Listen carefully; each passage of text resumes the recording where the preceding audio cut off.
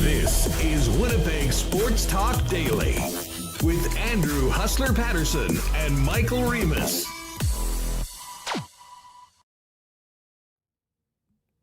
Happy Wednesday, everybody. Let's do this. Welcome to Winnipeg Sports Talk Daily. Andrew Paterson, Michael Remis with you, and we've got quite a show coming up.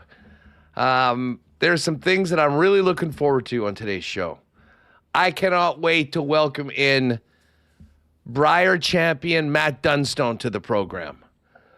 I can't wait to talk to Patty Gregoire and make some picks for the Players' Championship later on today. Players, of course, begins tomorrow.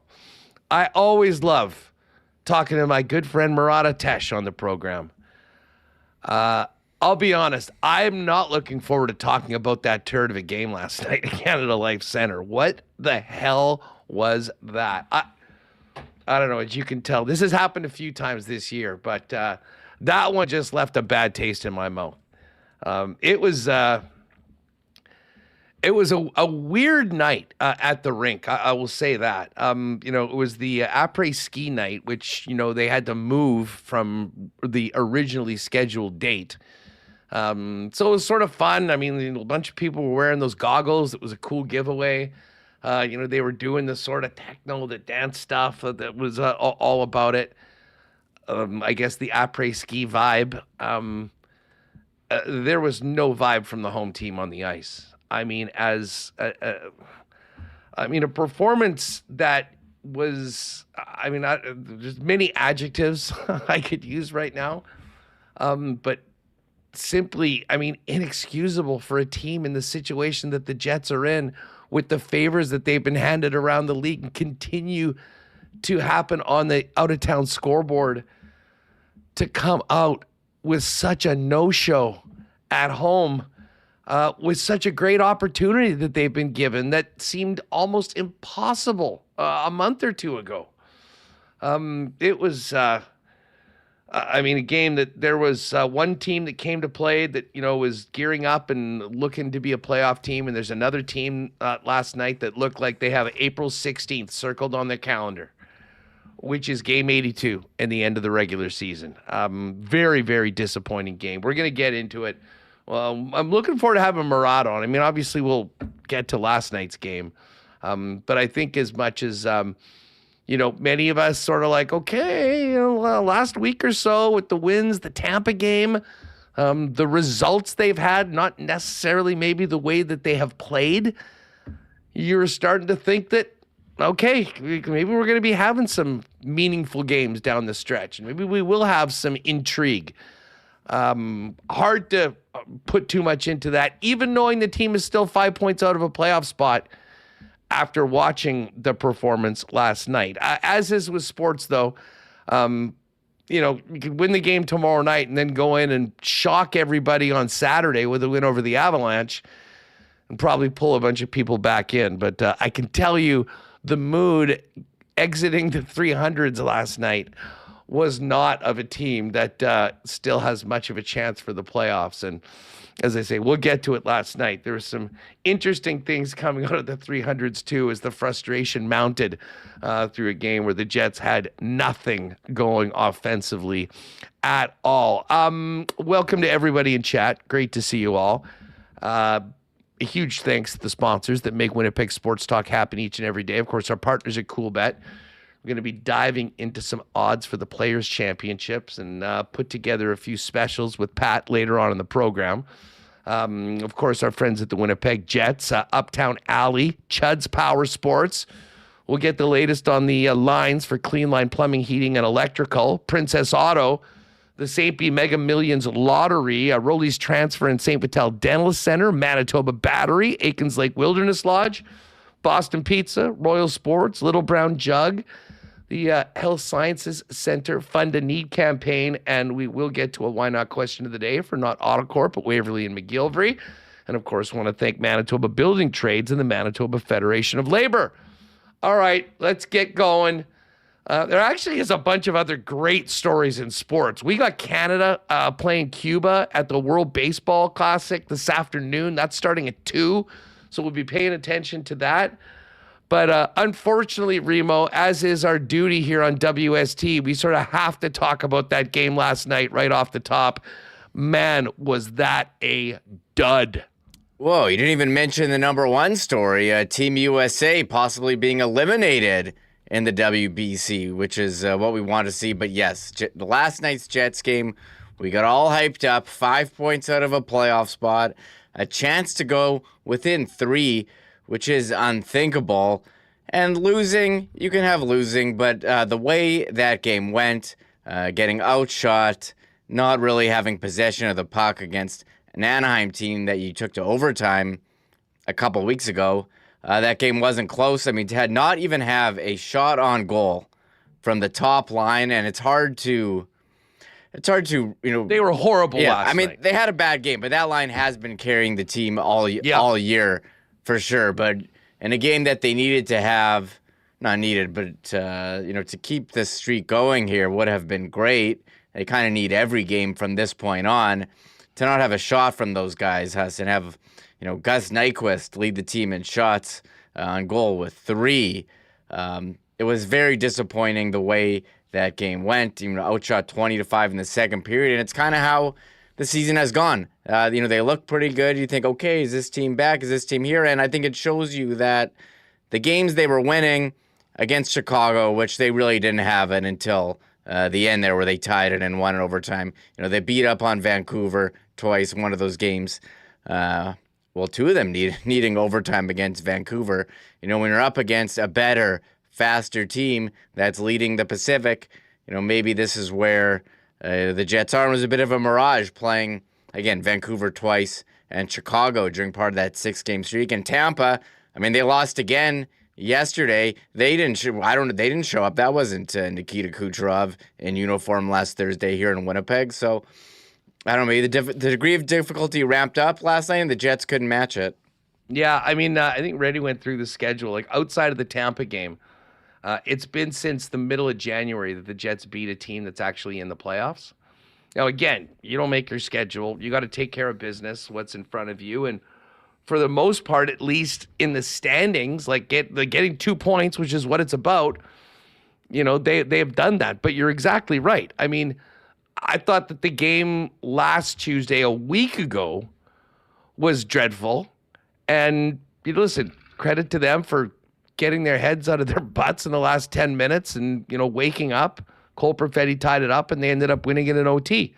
They had a much better, they seemed to be ready to play against Tampa, and I'm with you. I mean, that wasn't the best version of the Tampa Bay Lightning, but, kind of a convincing 4-1 win. And you're like, all right. I mean, I thought they played quite well. Lankinen was really good on Saturday.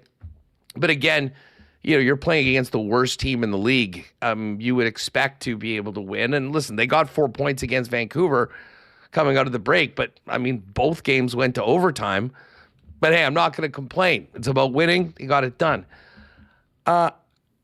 We talked all about these next 4 games. And, I mean, if we're going to have a realistic conversation about the Jets earning their way back into a legitimate playoff race, they were going to need to take care of business in last night's game, tomorrow against the Rangers, Sunday against St. Louis, and hope to get some sort of result against the Avalanche. So to have such a lifeless performance last night was, it was shocking. Like, nothing happened in that first period. They were off. They couldn't pass. They were turning the puck over, and they were a step or two behind the Anaheim Ducks. But against any NHL team, if you basically put up one shot in the first period, I guess it was technically 2 because they got a shot with literally at the buzzer. and 7 shots on net through 40 minutes, it would be bad. But to do it against the team that outside of the Vancouver Canucks had been the worst defensive team in the NHL, in that situation, when you should be playing with as much urgency as possible, it was shocking. It was absolutely shocking. I mean, the Ducks have given up more goals than anybody in the league outside of Vancouver, and this team could barely muster up any shots on net. And listen, I mean, we had, talking to folks at the first intermission, it was like, hey, what the hell was that? They need to figure it out. And then you're coming back into your seats, you get a goal, you're up 1-0, fantastic. And then, what was it, about a minute and a half that game turned? I mean, 2 goals, 15 seconds apart against the Scheifele line. They gave up the goal, they went right back out there, and it happened again. I mean, it was, as I say, teams will have maybe a few of those duds over the course of the year. What was so frustrating about this is that there's been plenty of those earlier on. I know there were some people I listened to KNR and they're like, oh yeah, it was a bad performance. I mean, maybe you just have to take a mulligan and move on. This is the back 9 of the season. This is the back 9 of their round, to use a golf analogy. And you can't take mulligans on the 13th or 14th hole, especially when your card has a bunch of doubles and triples earlier on that you're trying to dig yourselves out of. So I was just, listen, I could not believe that they came out so flat. We'll hear from Scott Arniel in a minute, but listen, Morgan Barron, who scored the Jet goal, was interviewed at the second intermission of the game. And this is something you don't hear very often, but frankly, it was pretty frank and honest, and I appreciate that from Morgan Barron. Here's what he had to say about the first 40 by the Jets last night at home. Yeah, I mean, it's not good enough on our side. Looks like we have nothing to play for out there. I mean, there's too many mistakes, and this is a team that's going to capitalize when they get opportunities. They transition pucks so quickly, so we got to change something and change it faster. All right, some frank honesty from Morgan Barron last night. And, that the quote, I think, says it all, Reem, in that, it looks like we've got nothing to play for. That's exactly what it looked like. And for the first time in about 2 months, the Jets had put themselves in a position where they had everything to play for. Yeah, you look at the standings, the teams that they needed to lose lost. L.A., Utah lost, Seattle lost. They could be 3 points out here with a win, and to have a performance from the top line has at 5-on-5 before they were broken up. Connor Scheifele-Velarde, 2 shot attempts for, and 15 against. 2 goals against in that quick stretch. And there's been too many games this year where, and this game was going pretty terrible before before Anaheim scored, but where, a team scores a couple quick ones, quick succession, and that's the game. Not able to get back in. The power play, which last year was so great. This year it's been, not as great, but 0 for 4. Had an opportunity, and you have a power play to start the third period. They roll with power play 2, which actually is moving the puck pretty well with Roseanne and Lambert on it. Hayden Fleury skating well to set up Gus Nyquist with a chance, but the guy who's got 1 goal on the year couldn't quite put it in the back of the net. So it was just when you thought, and that's kind of been the season where they play really well for part of a game and you think okay, they're going to turn this around. They go back to who they've kind of been all year, losing 4-1 last night, being outshot 35-13 at home. I mean, the fans are cheering like shots on goal there. Dude, in the third period is crazy. That was a first. I mean, I've been to most games in the 2.0 era. There's been some funny chants that have come out. I've never heard Winnipeg Jet fans chanting at the Winnipeg Jets. I mean, it's always been something funny about opponents or, whatever, about the ref calls. The third period, the entire 300 level was just chanting, shoot the puck. And at that point, they were still in single digits. We were probably about 50 minutes into the game. And, if you were thinking that they were going to wake up kind of like they did in the Chicago game a week ago, get their act together and take advantage of, opportunities and get back into a game that was still very much there. I don't want to say there for the taking because I thought the Ducks were good. But there was no shout out to our guy Bones. Big win for the Blue Jackets last night in Tampa. There was no pushback. And it was just 60 minutes basically of being dominated last night. And as I say, you know what? I'm sure that will happen. But I mean, Anaheim is a borderline playoff team. Everyone in the Pacific Division is. Considering the Winnipeg Jets situation, it was an inexcusable performance. And Scott Arniel, I was really wondering what he was going to say because he's kind of, as I tweeted this out after the second period, like Arnie's gone to the frank, honest assessment of his team, and he's called it embarrassing a few times, and that's something you don't hear very often. And it's something you can't say over and over, and you certainly don't want to be given reason to do that.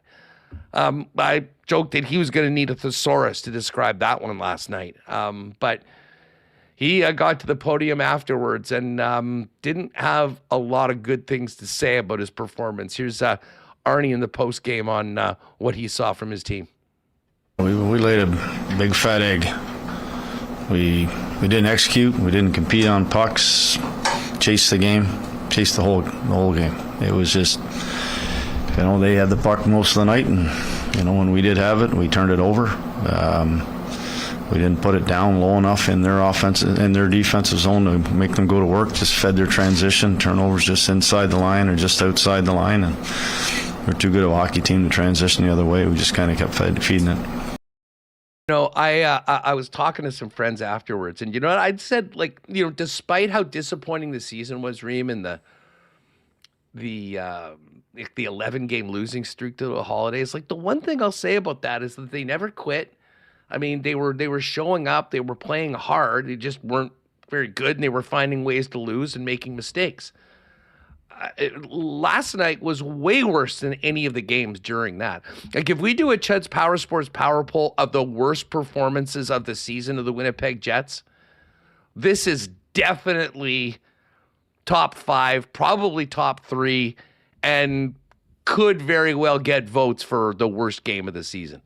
I was going through that list, and I was talking about Buffalo, actually. We're going through the schedule, and I remember that game, was it December 1st, when they lost in Buffalo 5-1. That is another contender for it, but this felt like it, and it was to me, it's way worse because of the situation, because of the opportunity that was there for them, the fact that it was on home ice, all of that. And, as they say, they never really got going. Arnie was asked if there was a moment the game went off the rails. I would say it was the opening face-off, but here's what the coach had to say. That one was throughout the lineup. Everybody was off. That was one of those nights where we couldn't make tape-to-tape passes or make 2 or 3 in a row. We didn't. Like I said, we didn't get over top of pucks and battle for them. There was a lot of. Everybody was missing. It was one of those nights that, on a night where we knew we had to be at our very, very best, against a very good team, that we didn't. We weren't good enough. Yeah, that is an understatement. And I didn't know, I thought maybe he would come out spitting nails, but I think kind of the tone we got from the coach afterwards, just with laying a big fat egg. I mean, basically at a certain point when you watch what you watch for the 2.5 hours before getting to the podium, I mean, I think the reality kind of sank in big time, just about how costly that game was. But there's a lot of ways. I mean, you're not going to win every night, but you have zero chance to win if you come and compete at the level the Jets did yesterday, so far off of their opponent. Yeah, we've had some interesting post-game press conferences from Scott Arniel this season.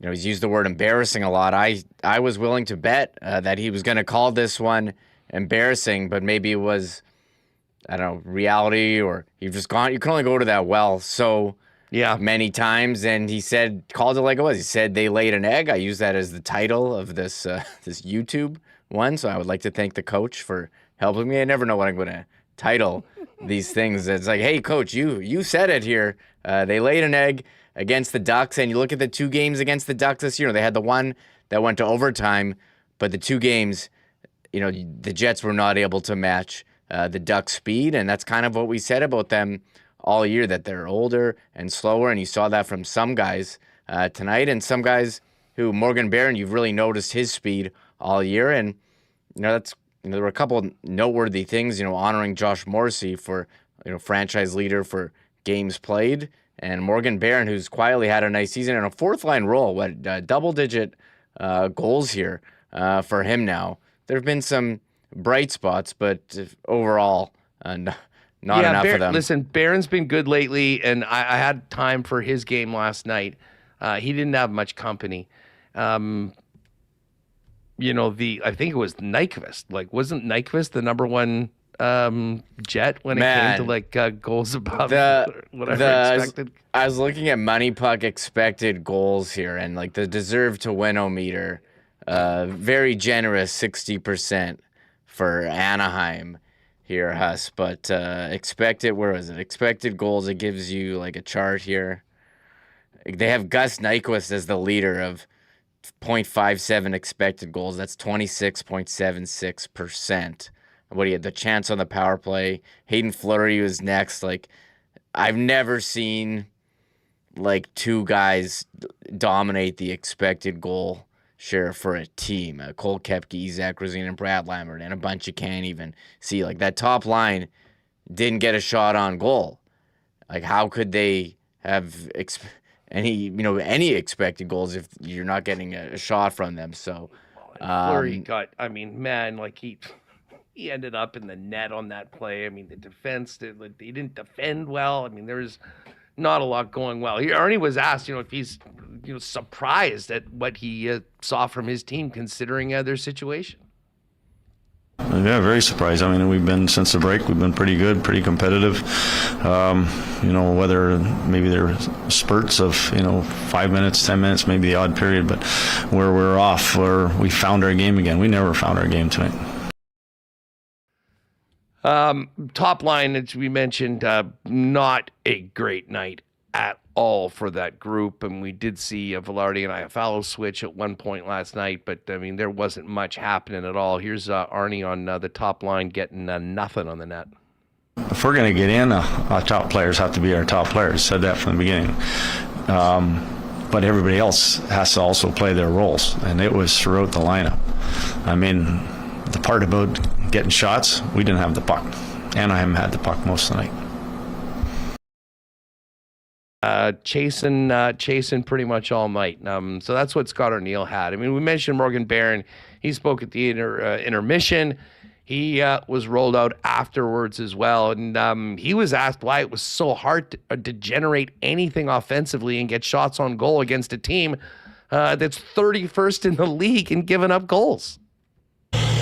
Obviously they're laying out and blocking shots, but it's obviously a good team. They transitioned really well and they defended well, but there's definitely a lot we can do better, I think. Just taking over pucks and finding ways to put pucks behind them.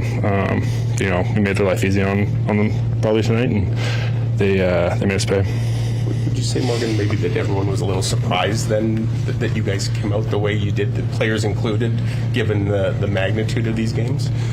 Yeah, it's not lost on us, right? There's obviously going to be nights where you don't have it, but regardless, I think it calls for a better effort than that, straight from the top to the bottom of our lineup. If plays don't seem to be working or we're not able to execute, then fine, you simplify, but took us too long to kind of figure that out, I think, tonight. I appreciate Morgan Barron saying it. I'm not a guy that goes out and with accused teams. I try not to get into the effort. These guys are professionals. You expect to come out and give your best night in and night out. But he said it. They needed a much better effort. It just wasn't there last night. And listen, it was frustrating for the players. I'm sure it was very frustrating in the stands. The Bronx cheers in the third period when the Jets finally got a couple pucks on Lucas Dostal. In my opinion, very much warranted. And then, of course, the shoot the puck chant that echoed throughout the building. Barron was asked, his take on the frustration of the crowd last night at Canada Life Center. Yeah, obviously it's not a good feeling. Yeah, you can hear the frustration. I think they have the right to be frustrated in a game like that, right? Like, we need all these points right now, and especially against a team like that that's, good chance they're going to be in the playoffs, but we're hunting all these teams in front of us down. So, we're sharing that with them. We know we have to be better, and that's all right. What did you say? Yeah, other player that kind of went and owned it afterwards was the captain of the Winnipeg Jets, Adam Lowry. Here's what Lowry had to say about, just the frustration level of that game and the team's inability to get anything on net. Well, I think you have to give them some credit, but, I think just the execution, short passes, plays on the wall, coming through the neutral zone, decisions. I think all led into, a game like that where, we're thoroughly dominated through, 60 minutes. You guys get that 1-goal lead, and so you're playing ahead, but just those couple minutes, how would you maybe explain that lack of detail or something else? I just think, those were the couple minutes where they went in. I think that was, kind of a start to finish kind of thing. I think it was more the execution. It's not an effort thing. I never question our effort. It was just some details, some reads, some things we talked about before the game that, they're going to be hyper aggressive. They're going to come down the wall. If you can make a few, connect on a few passes, make some plays, you're going to get some odd man rushes. And they're a team that, kind of thrives on turnovers, and they do a real good job creating, bringing that fourth man. And, I just think the way we played, the way we executed, kind of really just fed into their game. All right. The key word being execute, and the execution was not at anywhere near the level that this team needed to, probably to beat anybody. Never mind a team that is kind of young, talented, and can taste a return to the playoffs. That, of course, is the Anaheim Ducks. But just Lowry expanded a little bit more on the lack of execution from Winnipeg.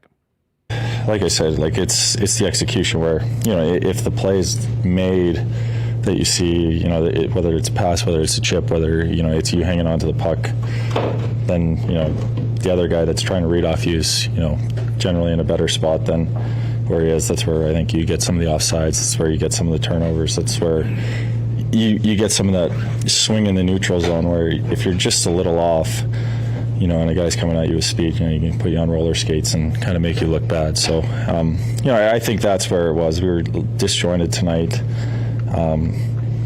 It's a disappointing result. Obviously, we know where we're at. It was an important game, and the only thing we can do now is learn from it. Come to the rink tomorrow. Try and make sure we have a good practice so that this execution thing, another game like this doesn't happen on Thursday. Yeah, Jets back in action Thursday against the Rangers, and then back-to-back matinees, 3:00 Saturday against the league-leading Avalanche, and then the St. Louis Blues coming into town on Sunday afternoon. We're going to get back to the Jets with Murat coming up at the top of the hour. Remo, on a much more positive note, we got something to pay attention to this afternoon, starting at 2. For those of you that are with us live on YouTube, Canada and Cuba at the World Baseball Classic. Canada can move on if they win. They did beat Puerto Rico yesterday. That didn't really matter. It was going to come down to this game today.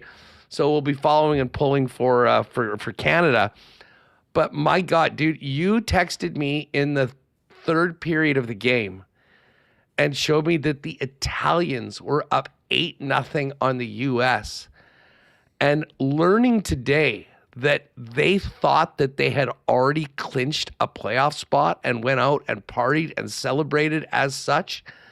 and now find themselves in a scenario where they don't control their own destiny. And if Mexico beats Italy later on today and scores 4 or less runs, they are out of the tournament.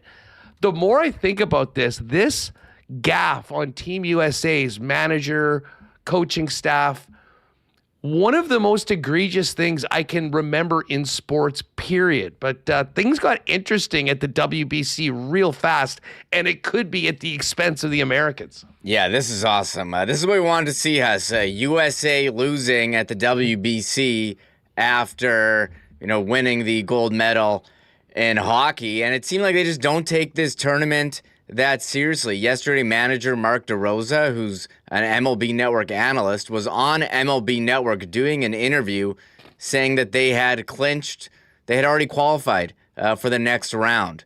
And I don't know how, a media person didn't hear this or someone on the team didn't hear this. Be like, hey, man, you guys actually haven't clinched. So after the Mexico game, he said in the press conference yesterday that after they beat Mexico, they were dragging a little bit, and they were out late at the hotel. And he started a lineup yesterday that wasn't optimal.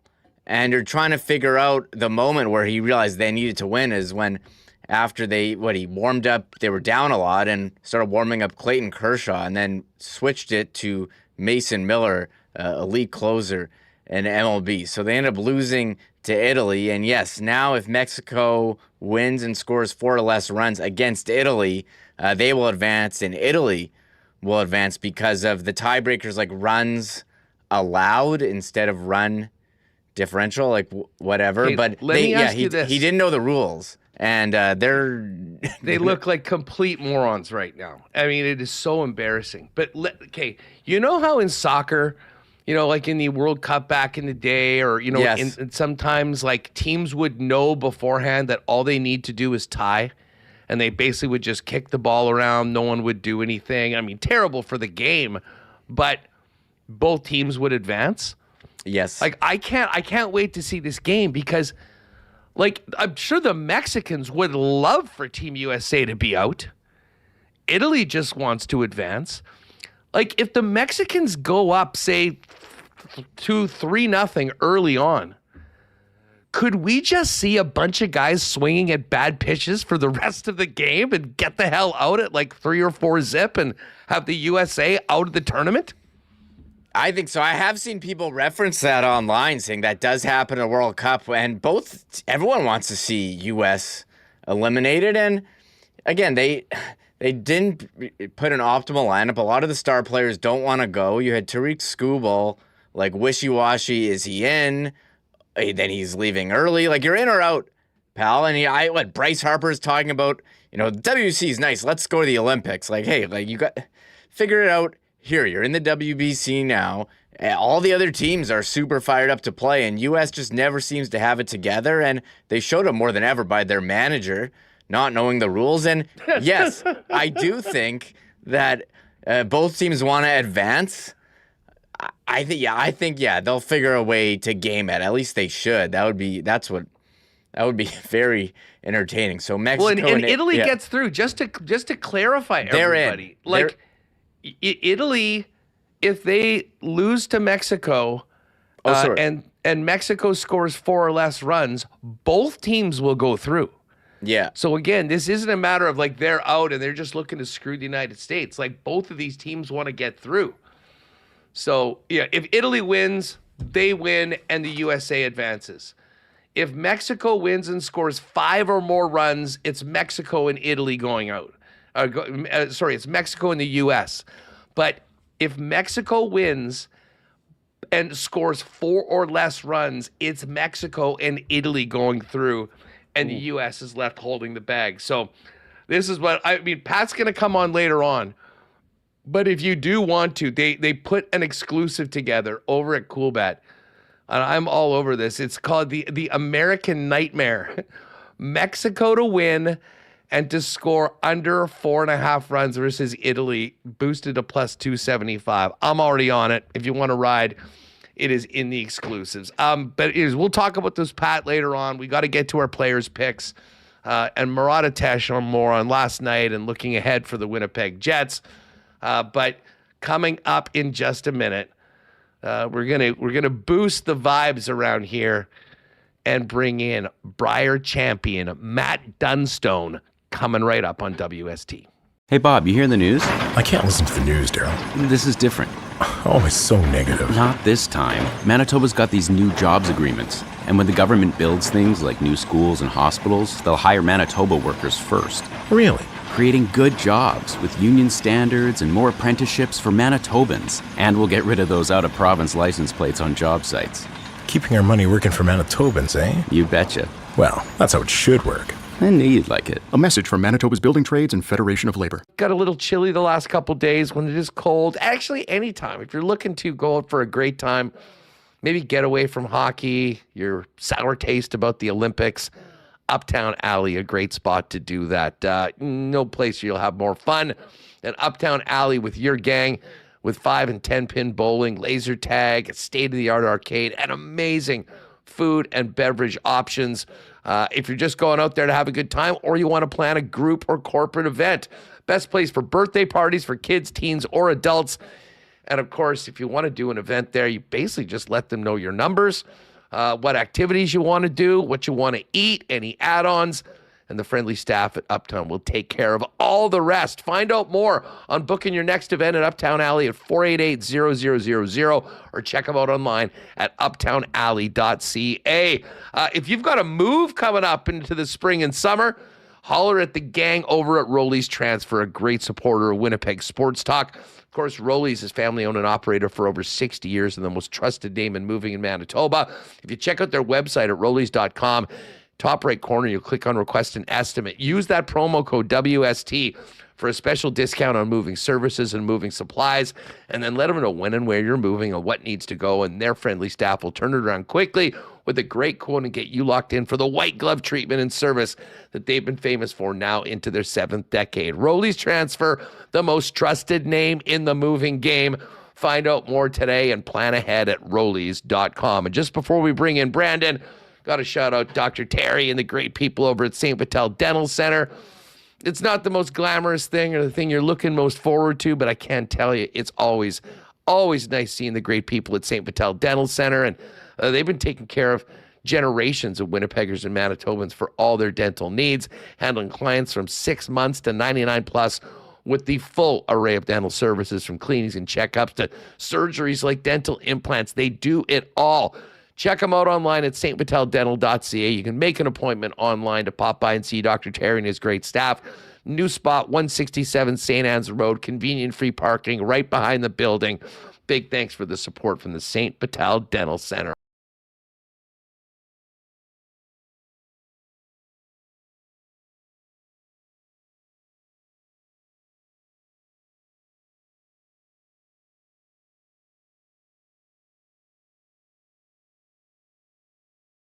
Hey, Bob, you hear the news? I can't listen to the news, Daryl.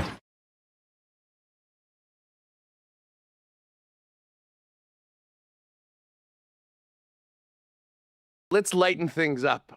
Let's talk about championship performance and getting the job done. It is an absolute pleasure to welcome in the Brier champion, Matt Dunstone, back to Winnipeg Sports Talk. Dude, it's great to have you back. Congratulations. How does that sound? Brier champ. Oh man, hard to believe. Dream come true. Been thinking about this day, since I picked up the sport. So it's pretty darn cool. Hasn't sunk in yet, and just can't wait to get back on the world stage too. Well, listen, World's coming up. We'll get to that in a minute, but I do kind of want to dig in, like the journey as well, not just last week, but I mean, what has the last 48 hours or so been like for you after you finally got the job done and achieved your dream? Yeah, it's been insane. You get off the ice. I think we finished up around 10:45, and you're doing all sorts of paperwork, logistical stuff for Worlds immediately after that. So we were at the rink till 1:30, I think. And then, of course, after that, you got to celebrate. So we turned her loose a little bit. And I think I went to bed about 9 a.m. Monday morning after the final. And woke up at 12:45. A lot of the guys, 2 of the guys had flights at 6 a.m. Holt was out at 1. So guys were kind of all over the place with getting out of there on Monday. I couldn't get out till Tuesday. So I had a little extra half day there to take the little shine off and get ready to rock. But it's been a whirlwind, man. A lot of people have reached out. It's the support has been overwhelming in the best way possible. Well, I'll just say about the celebration, I don't think you could have found yourself in a better spot. I mean, St. John's, Newfoundland is synonymous with a good time. And holy smokes, did that community put on an amazing show for the Brier, in addition to send-off for a legendary Canadian in Brad Gushue. Yeah, totally. I missed the Brier in 2017, so I was super jacked when, I found out that the Brier was coming back to St. John's, and definitely penciled in a date with Brad Gushue at some point during that event. That was a game I desperately wanted in his home barn to experience that, especially knowing it was going to be his last Brier. And luckily we got that game in, and it turned out well for us too. But just a phenomenal place for a Brier. And the atmosphere in the final was great. You and your teammates were, I mean, absolutely clinical. Our guy Joe Piscucci put it all into perspective. With your path through the playoffs, going through Brad Gushue, Brad Jacobs, and Kevin Cooey. I don't have it in front of me how many of these things those guys have won, but I mean, they are all, some of the greatest to ever do it. I guess that probably makes it even sweeter, in addition to coming so close a number of times and finally getting over it. I mean, this isn't just like showing up and winning your first time. I mean, you guys had to really grind for it over a number of years, not just last week. Yeah, totally. And then honestly, that's the way I would want to have it. If you would have told me that, we didn't get to play either of the Brads or Kev, like, wouldn't have felt nearly as good. To play some of the best that Canada's ever seen, to be able to pull this off and to knock off the reigning Olympic champs of a month ago too, doing it. I mean, it feels so sweet, makes it that much better. Overall, that I wouldn't have written this story any other way. I mean, it was incredible theater in the final, but even before that, you mentioned, and earlier in the week, you said, I really hope we get a chance to play Brad Gushue. You got that. I mean, listen, everyone loves most of the teams, the curlers. There's no, it's not wrestling where you got a heel and a face, but it was a little different because there wasn't probably very many people that were cheering for Team Dunstone in that matchup. What do you remember about that game against Brad? Yeah, well, and that's exactly why I won that matchup. I mean, don't mind going into an away barn and playing the role of villain a little bit here. What I will remember was we gave up a deuce in the second end, I think, to go down 2-0. And that was loud building. I was like, oh shit, we're in one here. Like these guys are getting up. Brad's playing great. They were undefeated at the time. And they got an early deuce on us. And, just from there, it was a matter of trying to silence that crowd the rest of the way through. And then obviously when we got the break in 10 and, had that little run back to win, once everybody realized that, the deafening silence within the building was something really sweet. And that's a game I'm going to remember for a long time, just given the atmosphere. Curling's not a sport that has away home buildings. Typically, St. John's with Brad Gushue is one of, if not the only building that is like that. And we went in there and took care of business en route to a Brier title. You guys were taking care of business the whole week. It seemed like, I used the term clinical before. The combination of you and Colton at the back end and the Hardin boys up front. Is that the best your team's ever come together over the course of a long event like the Brier? It's hard to say. Honestly, at last year's Brier too, might have been even a better performance overall. Like this, don't get me wrong. Like we played really well from top to bottom. Grinded out some wins, got a few breaks this time around. Like, I don't know. This is just a team that's, been rather consistent and has put a lot of good events together over the course of 16 months. And so I think what helped us this time around is, having gone through the experiences that this group has gone through, provided we had a Brier loss, 365 days ago. We were a game or two away from going to the Olympic Games in November. There's been a lot of heartbreak there and a lot of learning within this group over, the short while that we've been together. And, obviously it's done nothing but, forced us to become a much tighter knit group. And that was on full display in St. John's there. And but from a play standpoint, man, it feels like we've been stringing together this type of play for a while. And we just finally got over the hump and got a few breaks along the way now. Matt Dunstone is with us, coming off his first Brier title on the weekend here on Winnipeg Sports Talk. Matt, when you mentioned, I mean, obviously a year ago with the Brier, but, in November, coming so close at the Olympic trials. And I mean, that's something that you don't get a chance to do every year. How, tell us about the disappointment and moving on from that, and how you guys, were able to kind of push forward and bring your best, with a much different result in St. John's. Yeah, that was tough, man. I would say that loss hit me a lot harder than, I ever thought it would. It just kind of creeps up on you. And then when you get the week to reflect, it's like, oh man, like this is not good. Like, I do not feel good about any of this. And you saw that in our results. We played a Grand Slam in Saskatoon a couple weeks later, didn't win a game because everyone was just like, holy smokes, we got to get to Christmas here. We don't got much motivation here after what we just went through. And then we had the Slam in Steinbach, which we didn't make playoffs, but was still trending in the right direction. And then we had the 7-8 weeks off, and that was massive for the group to completely reset. Obviously, the Brier outside of the Olympic trials is the event that you want to go and perform at. And amongst the group, there's a lot of storylines within our team as to why we should go out and give everything we have to win this Brier, between EJ retiring. Ryan hasn't won since 2013, and me and Colton haven't won in 30 years, obviously. So, the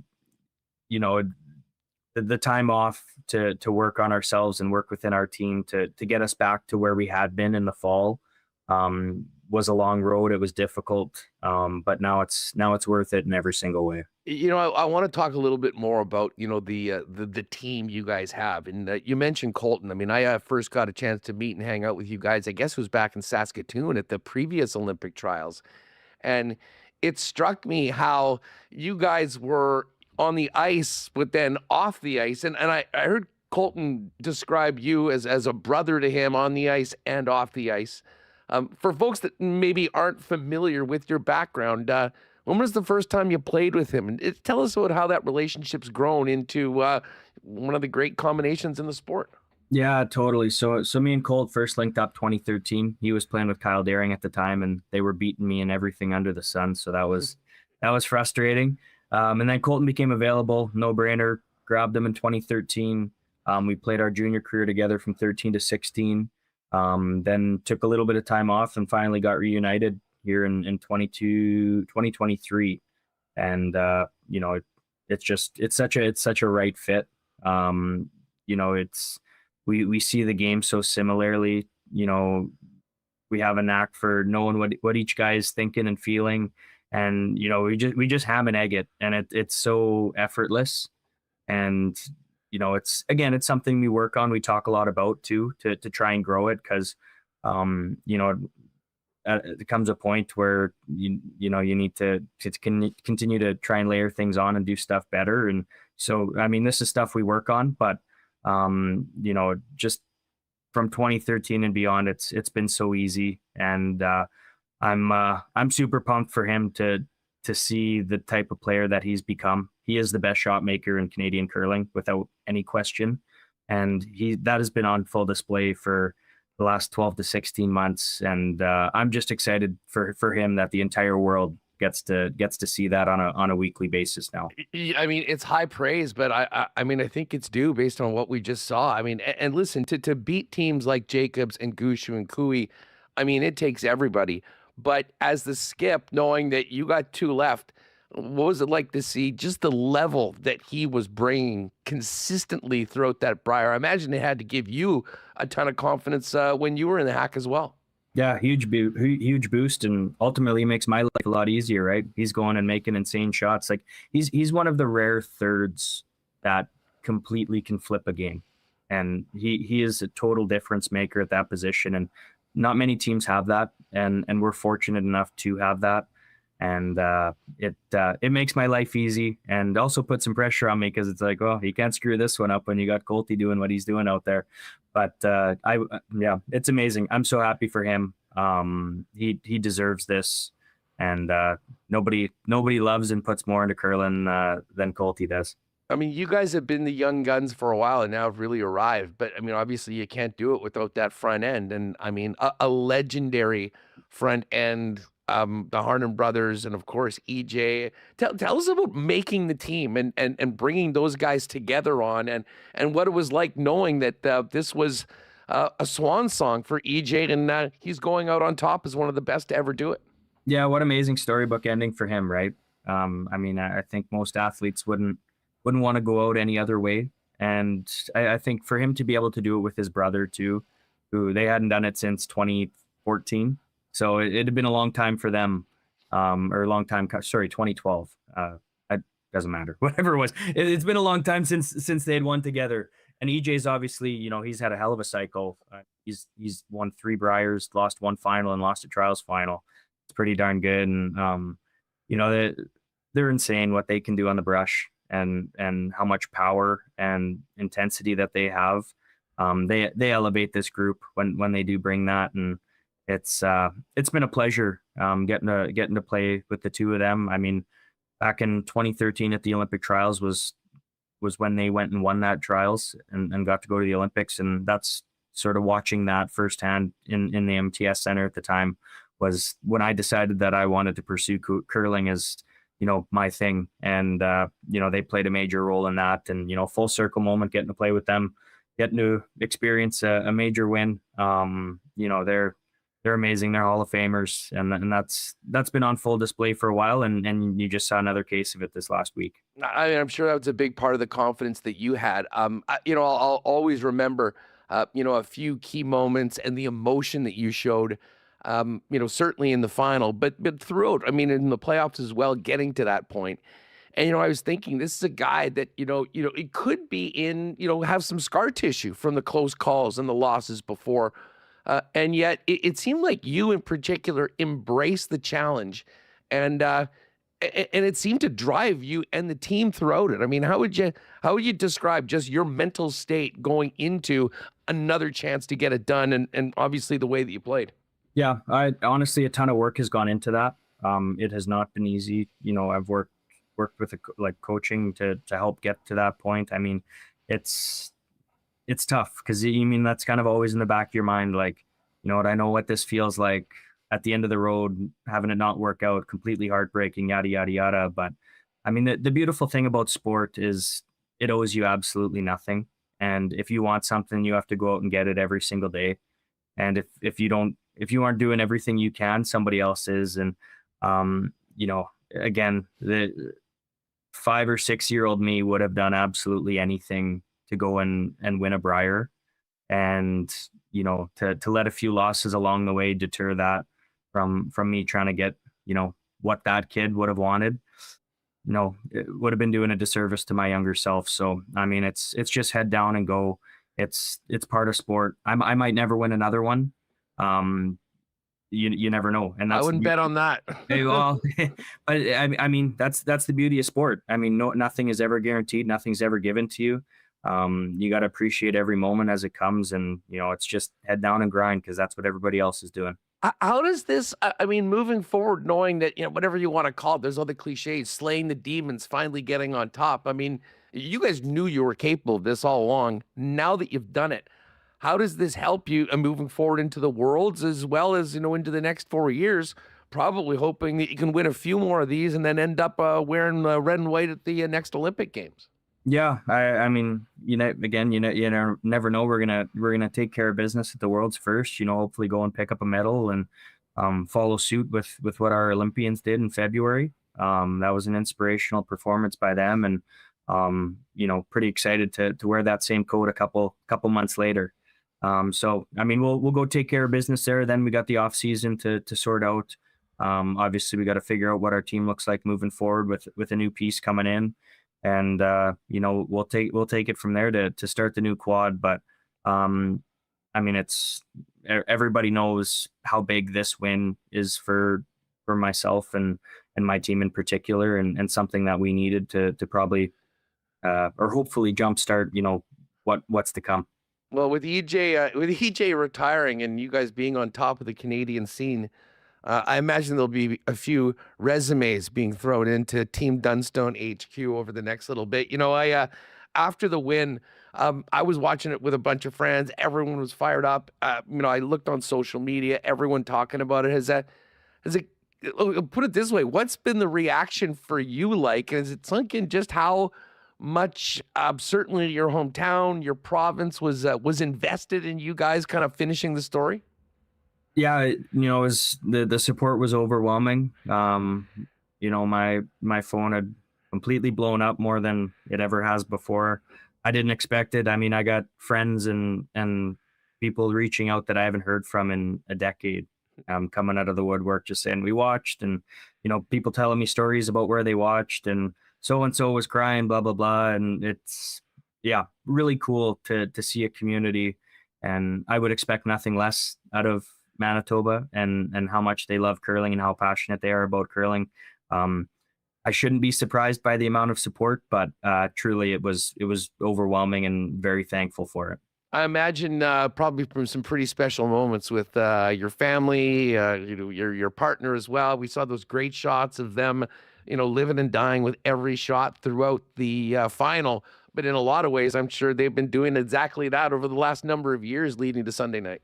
Yeah, totally. Most of my family's been at every single Brier that I've been to, and that's 8 now. And, a lot of emotions and roller coasters that they've gone through as well. And, just to celebrate with them Sunday night, that's there's no feeling like that, because, they deserve this just as much as we do. And the amount of time and effort that they've put into all of us to chase our dreams and go after what we want. They deserve just as much credit for this as we do.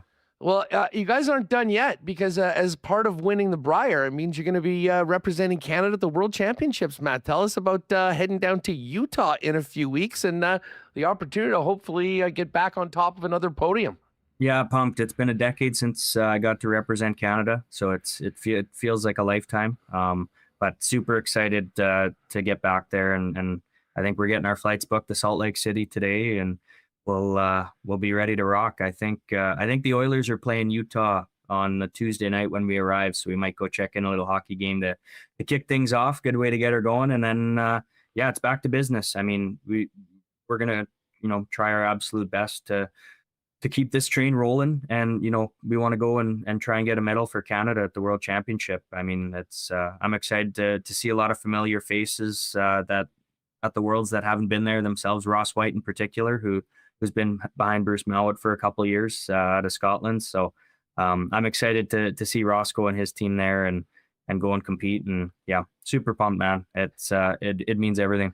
Hey, just on the Worlds, it's been interesting, kind of following some of the Grand Slams over the years. I think really casual curling fans that maybe dial in on the Scotties and the Brier every year might not realize just how this sport has grown and the quality around the world. But how would you sort of describe what you're going to be facing and up against when the best representatives of the entire world go for the Worlds?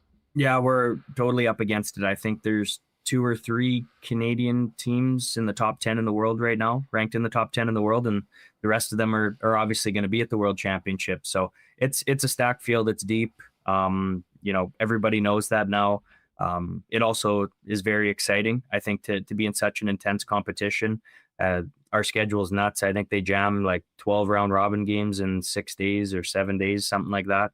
So, I mean, we're head down and go and playing some really intense and hard curling for a short period of time with lots of volume. So it's going to be a grind, but again, I wouldn't trade this for the world, and just excited to see what we can go and do on the international stage finally. Well, dude, get some rest for a few days. Once again, congratulations. This entire province seemed to be looking out east to see you get it done in the Brier for the first time, and everyone in a few weeks will be looking west down to Salt Lake City for the World Championships, and hopefully we can get you back on talking about another great week after that. Congratulations from all of us at Winnipeg Sports Talk, everybody in the chat.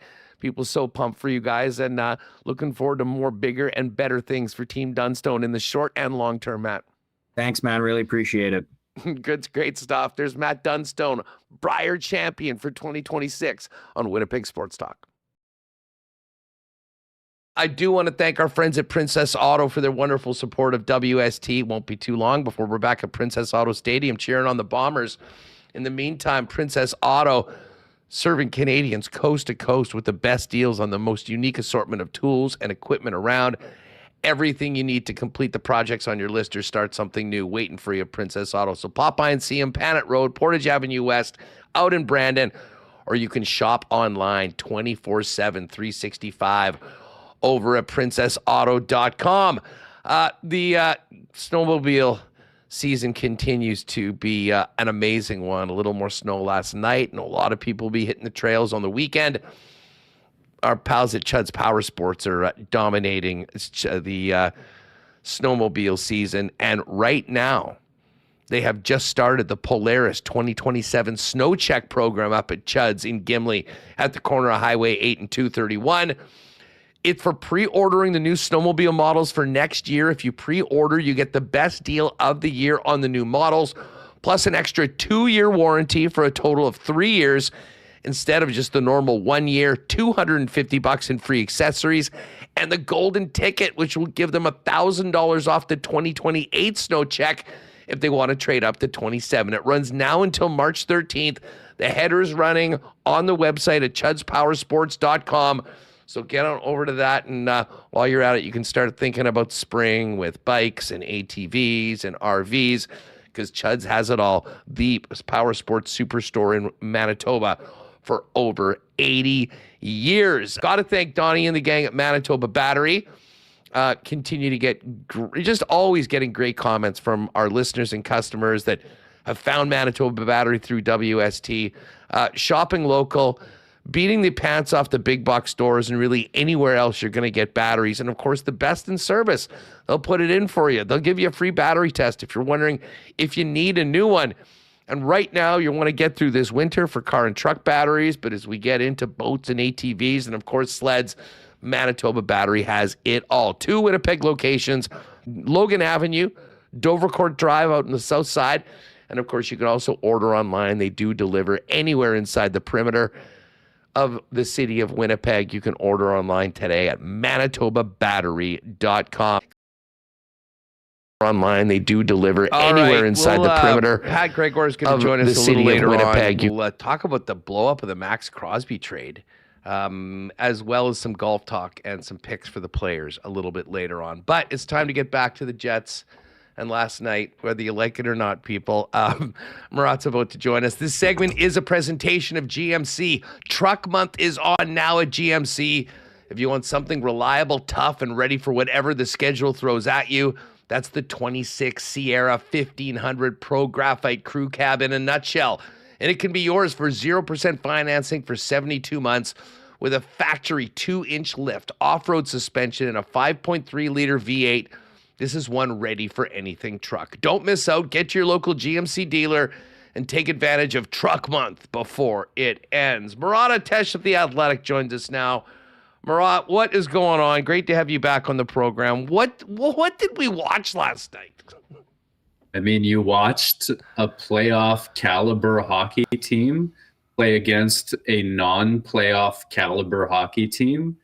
And it showed, because one team had the puck, one team made the neutral zone tough, one team made life tough and dominated in key areas, and the other one couldn't hold on to the puck on a 2-on-1 or do an odd man rush without going offside. You saw the worst game relative to stakes of the Winnipeg Jets season so far. Relative to stakes. I love the way that you put that, because, I mean, listen, there's been some stinkers. I was thinking about the 5-1 game against the Sabres at the start of December, where we were really wondering, okay, what is going on with this team? But I mean, the fact of the matter is that they had come out of the break, with points in all their games, 4-0-2. All of a sudden, they're 5 back. They're getting a ton of help on the out-of-town scoreboard.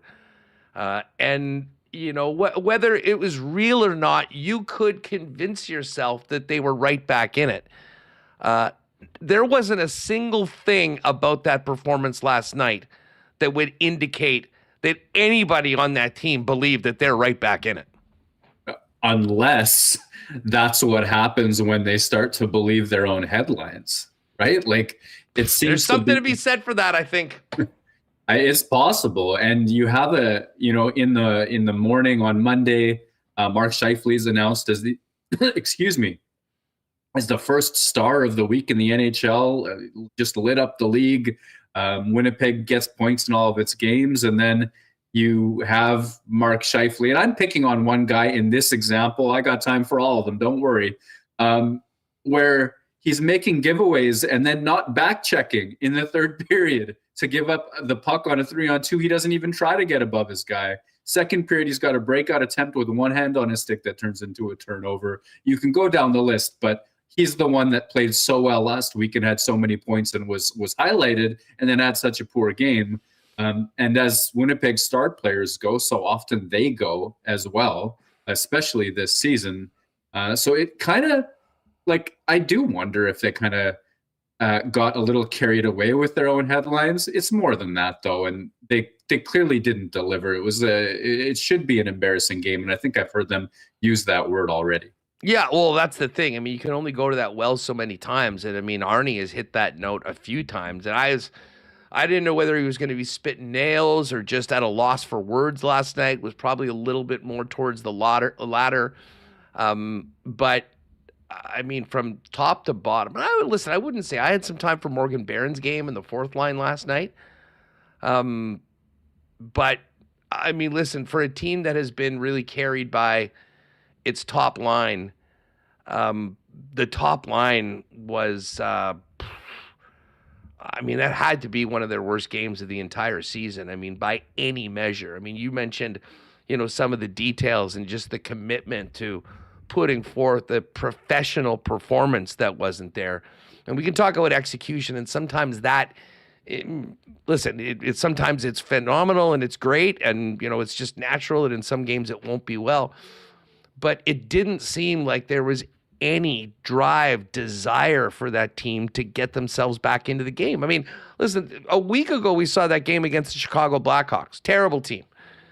And the team sleptwalked through about 50 minutes of that hockey game and then sort of turned it on at the end, carried the play, scored late, won in overtime. And then you follow that up with a great game against Tampa, albeit certainly not their A game. And I thought overall a pretty good game against Vancouver. But again, you still had to go to overtime. You had to tie it up in the third period. But again, whatever. And right now it's about getting results if you want to get back into the mix. But like any sense of urgency, which you would think of both teams that were playing last night, who's the one that needed to be more urgent? It wasn't the Ducks. It was the Jets, and it just made me think a lot more. Like, I mean, maybe this is a complete overreaction, but I was talking with a couple of my buddies after the game, and I said, like, if you're the general manager of this team and you watch that performance coming out of the trade deadline and everything that we've just talked about, that is the sort of performance at such a crucial, high-leverage time of the season that could really make you question that core moving forward. And I'm not putting it on one player or the other, but you realize that there's some things that this team is just really lacking. And I mean, I don't even want to say killer instinct, because at that point you're needing to like jump on the opportunity. I mean, it was a no-show. The traditional thing that I would say to that is, Winnipeg would be so much closer to good if it had a second line that was as effective as Connor and Scheifele so often are.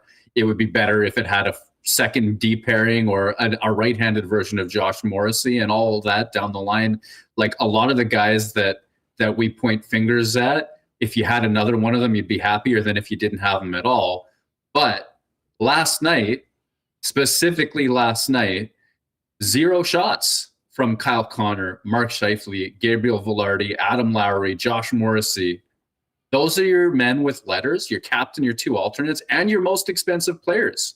The ones that are inseparable if you're Scott Arniel or Kevin Cheveldayoff with Kyle Connor and Mark Scheifele, the coach's big move is switching Alex Iafallo with Gabriel Velarde for more of the same results.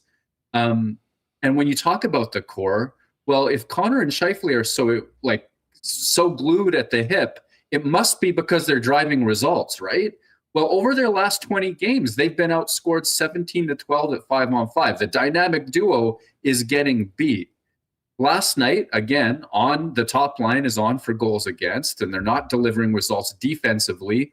That we've seen before, but what we usually see is some capability in the offensive side of the puck. Instead of Scheifele being involved in offside plays, Gabriel Velarde on a rush where there's a 2-on-1, the puck just disappears from his stick. They found nothing.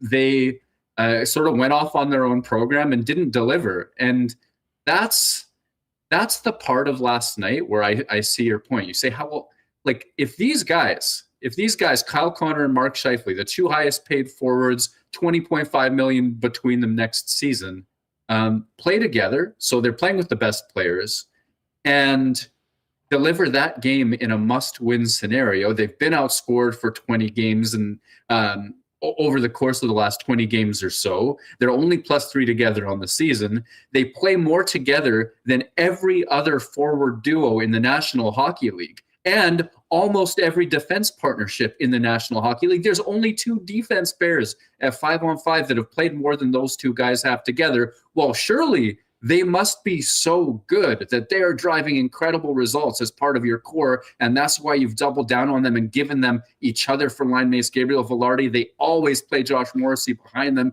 It is the best context to deliver results that you could create with the Winnipeg Jets players.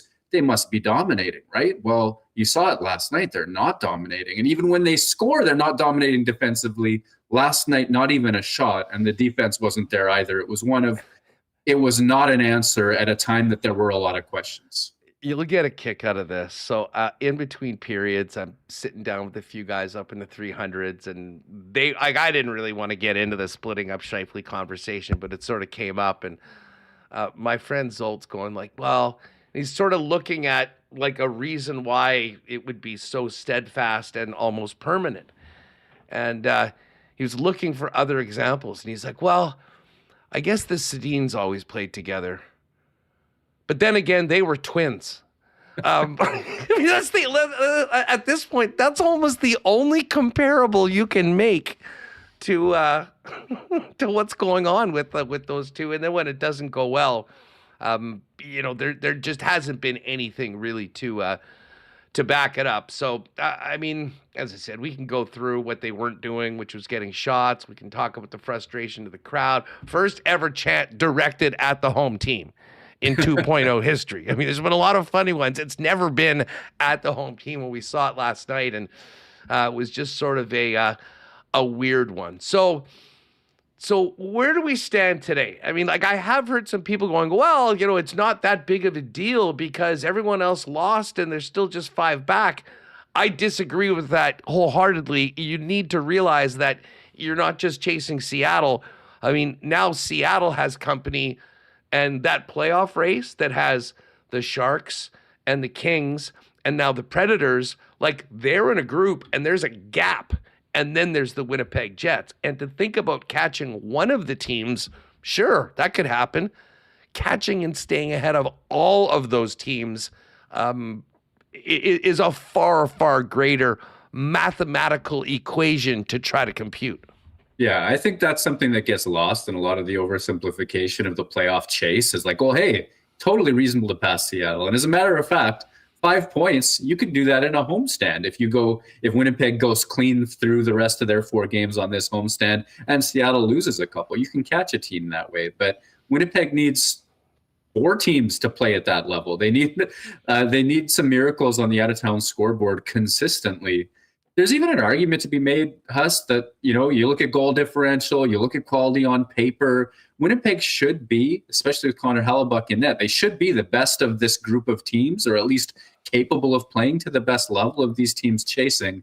But they keep finding ways to shoot themselves in the foot. And pure math says that there's that many when there's that many teams that could beat you and they play against each other sometimes and they have to get points, right? Nashville or Seattle was going to get 2 points last night. That's just how the schedule falls. If you're willing to look at all of the ifs, ands, or buts of it, Winnipeg is in a huge disadvantage right now. So 5 points, yeah, it's doable. They could, with 20 games left, they could go on an absolute heater and leave nothing, like no questions at all. But you're still looking, if you're being realistic, at 1-4, 1-5, 1-6, and it's so much because of what they've done to themselves with leads given up and games like last night where they just don't show up. If you look back at this season, you may someday wonder how a team with this collection of talent, which isn't elite top tip to toe, but it's just such an underwhelming performance, and it's on them. 100%. And in case you're wondering, I mean, we're just sort of referring to these money puck numbers, take them for what they're worth. They came in just below 15% yesterday. A win, especially considering with what else happened. I mean, they could have gotten to 3 points. And again, you're still talking about all those other teams, but they would have tied Nashville. They would have been like literally within striking distance if you can keep it going. To get up to around 20%, I think was the estimate, maybe 19 if they had won. They lost, and it's down to 8.1%. And, they've got 3 more games against the Avalanche, which is going to be a real tough out, and a bunch of other games. And I mean, unless that, just the level of play and energy and juice to these games is a heck of a lot more. I don't think anyone's going to need to worry about a big run that puts them into the playoffs. But I know that there's been the fan base has sort of been split because a lot of people, myself included, in January had sort of said, okay, well, obviously it's not happening this year.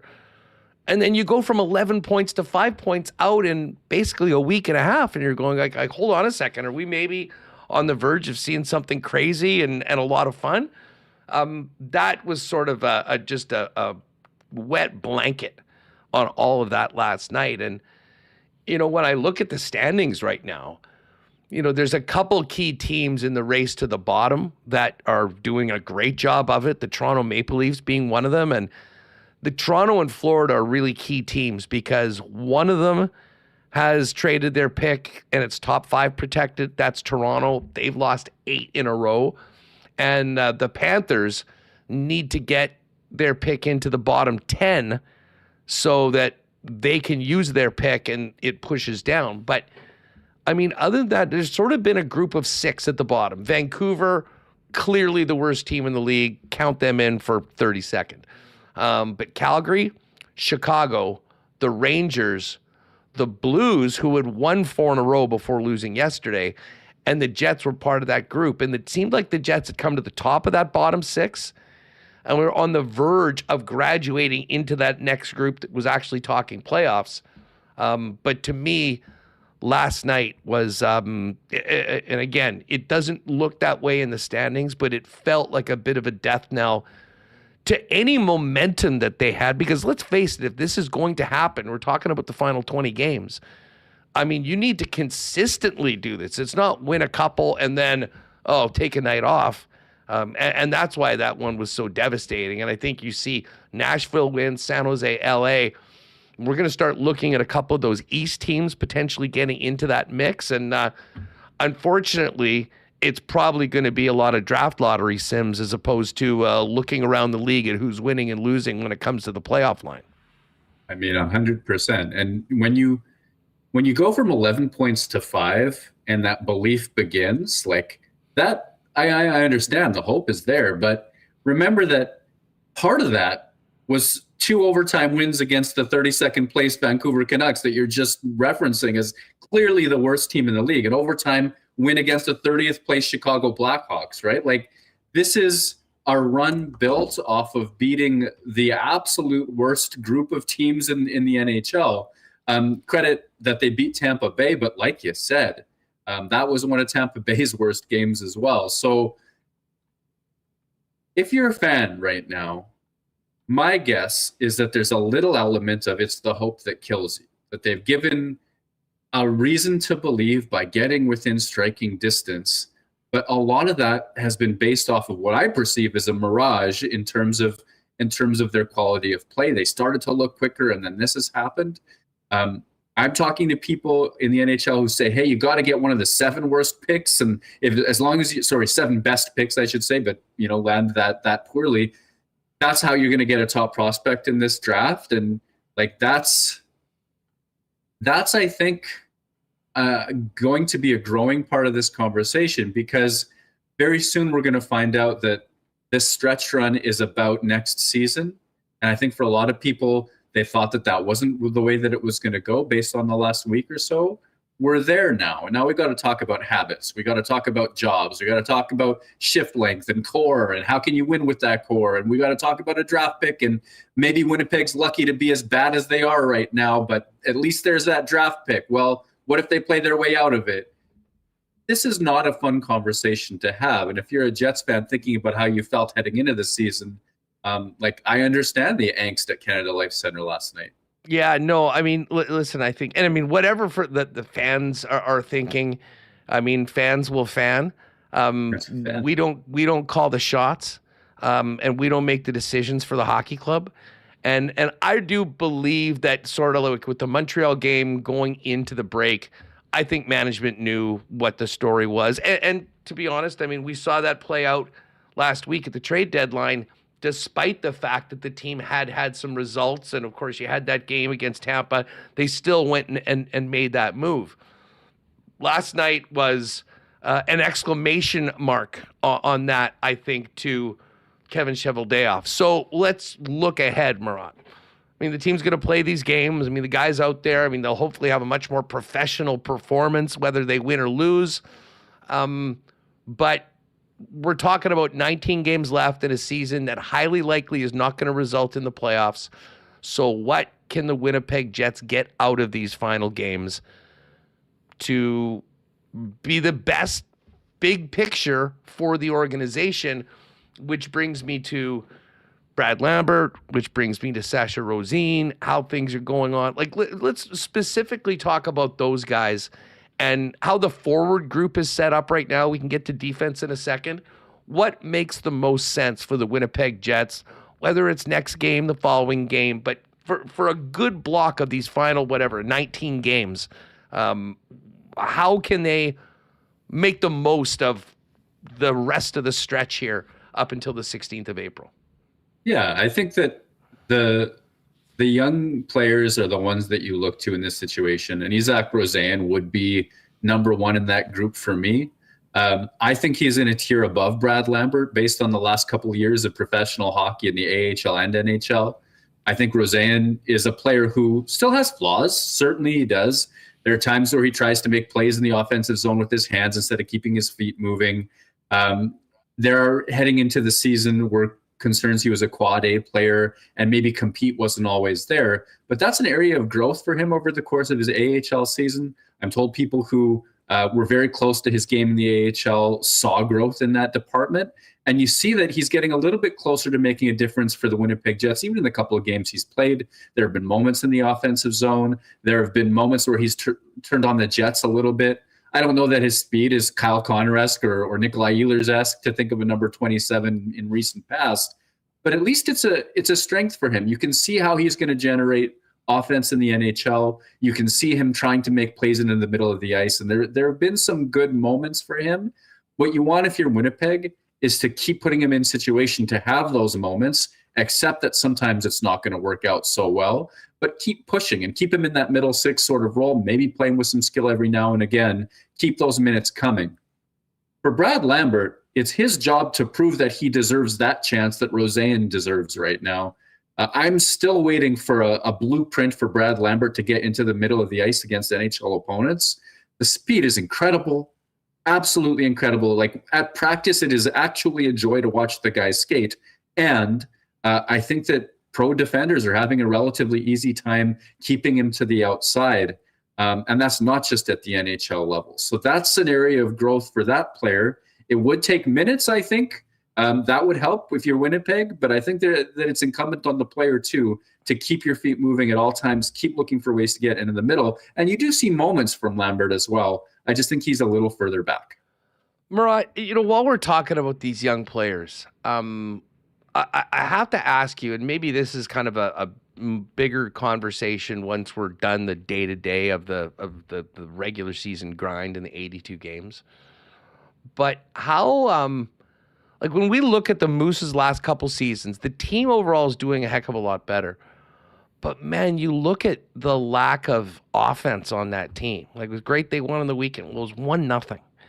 I mean, and guys that have traditionally scored at a really high level. Like Fagemo was a perfect example of a guy. I think he had 43 in one of his AHL years. 29. Like the offense is just simply not there. At what point, and I'm sure this probably has happened internally, but do they have to do a long, hard, sobering look at the drafting for sure, who they're selecting, but how they are developing these players? Because like for what was a strength of this organization early on, it's pretty hard to make that argument that that is still one of the things that is driving this team and this franchise forward. Yeah, I wonder if you need more than one season of Manitoba being legitimate in a row before I'm like confident that they're getting the AHL level wrong. Now, they haven't had elite success or what have you. They've had some good years where the playoffs didn't turn out their way.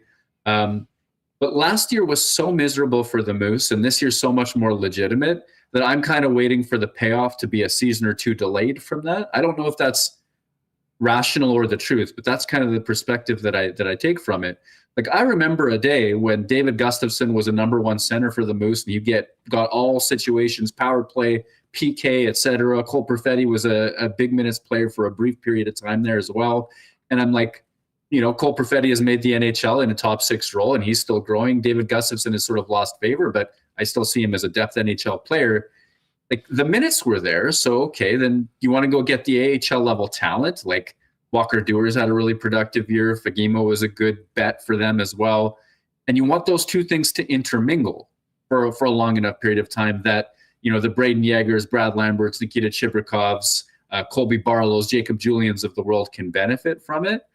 And then when I look at that, I think, okay, well, now you've got AHL talent and veterans and all of that, and you've got these young players, but I don't hold those prospects as elite offensive prospects. So if they don't pan out into top 6 forwards, I'm not going to be 100% sure that's on how they've been ran with the Moose. That just might be about their quality. But if we're being scientific and rational about it, we can't rule out that it's about how the Moose have developed their players as well either. So I think maybe I've just told you a whole lot of nothing, but that's my thought process behind saying it's worth looking into. Yeah, I mean, listen, I think that there has to be a pretty sober analysis of everything because, I mean, we know that this team's never going to be a big player in free agency. Listen, maybe things go well and they get a really good draft pick this year and you get one really good prospect coming in. I mean, as like when you look at this roster, the number of players that could be gone next year, that likely will be, just who played last night. The question is who's next and who's ready, and have they taken that step forward that you want to get from that American Hockey League year and seasoning? And I guess we will find out in the future. The other thing that I'll just hit you with, and again, this is probably less normally. I mean, a lot of times we talk about numbers, and certainly you do a great job digging into the analytics of all of this. Something that was just so missing and has been missing a lot this year is just that energy and that juice in the lineup. And I do wonder if there is something missing in this team. Like, I'm not questioning the heart or anything. I don't want this taken the wrong way. But you know that there are players at times where a team is sleepwalking the way we saw last night, that you can get a couple guys out there and they run a couple guys and they have a shift. Like, I've been watching a lot of the Sabres lately. It's like they are playing a different sport than what the Jets are doing right now. I mean, they are all in on every shift. They are playing for each other. They're feeling that momentum and that energy. And then, we watched the first period of the San Jose game. Stan fought in his first period. There was all sorts of things going on coming out of that insane Tampa game on Sunday. And then I sat down in my seat at the arena and I'm like, dude, this is like a different league. Like, this is not even remotely close to what the good teams are doing and teams that are playing just with a lot of passion like that. And I don't know how you quantify that. I don't know how you find that, but would you agree that that has been something that is an intangible that just seems to be missing from the Winnipeg Jets?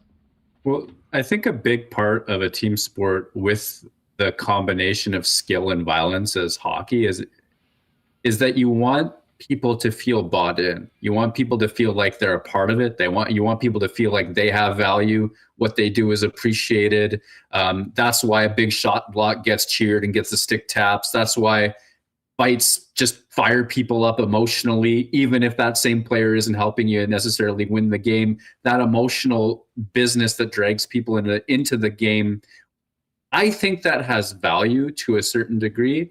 But there's a lot of ways for me that teams can buy into what they've got going on.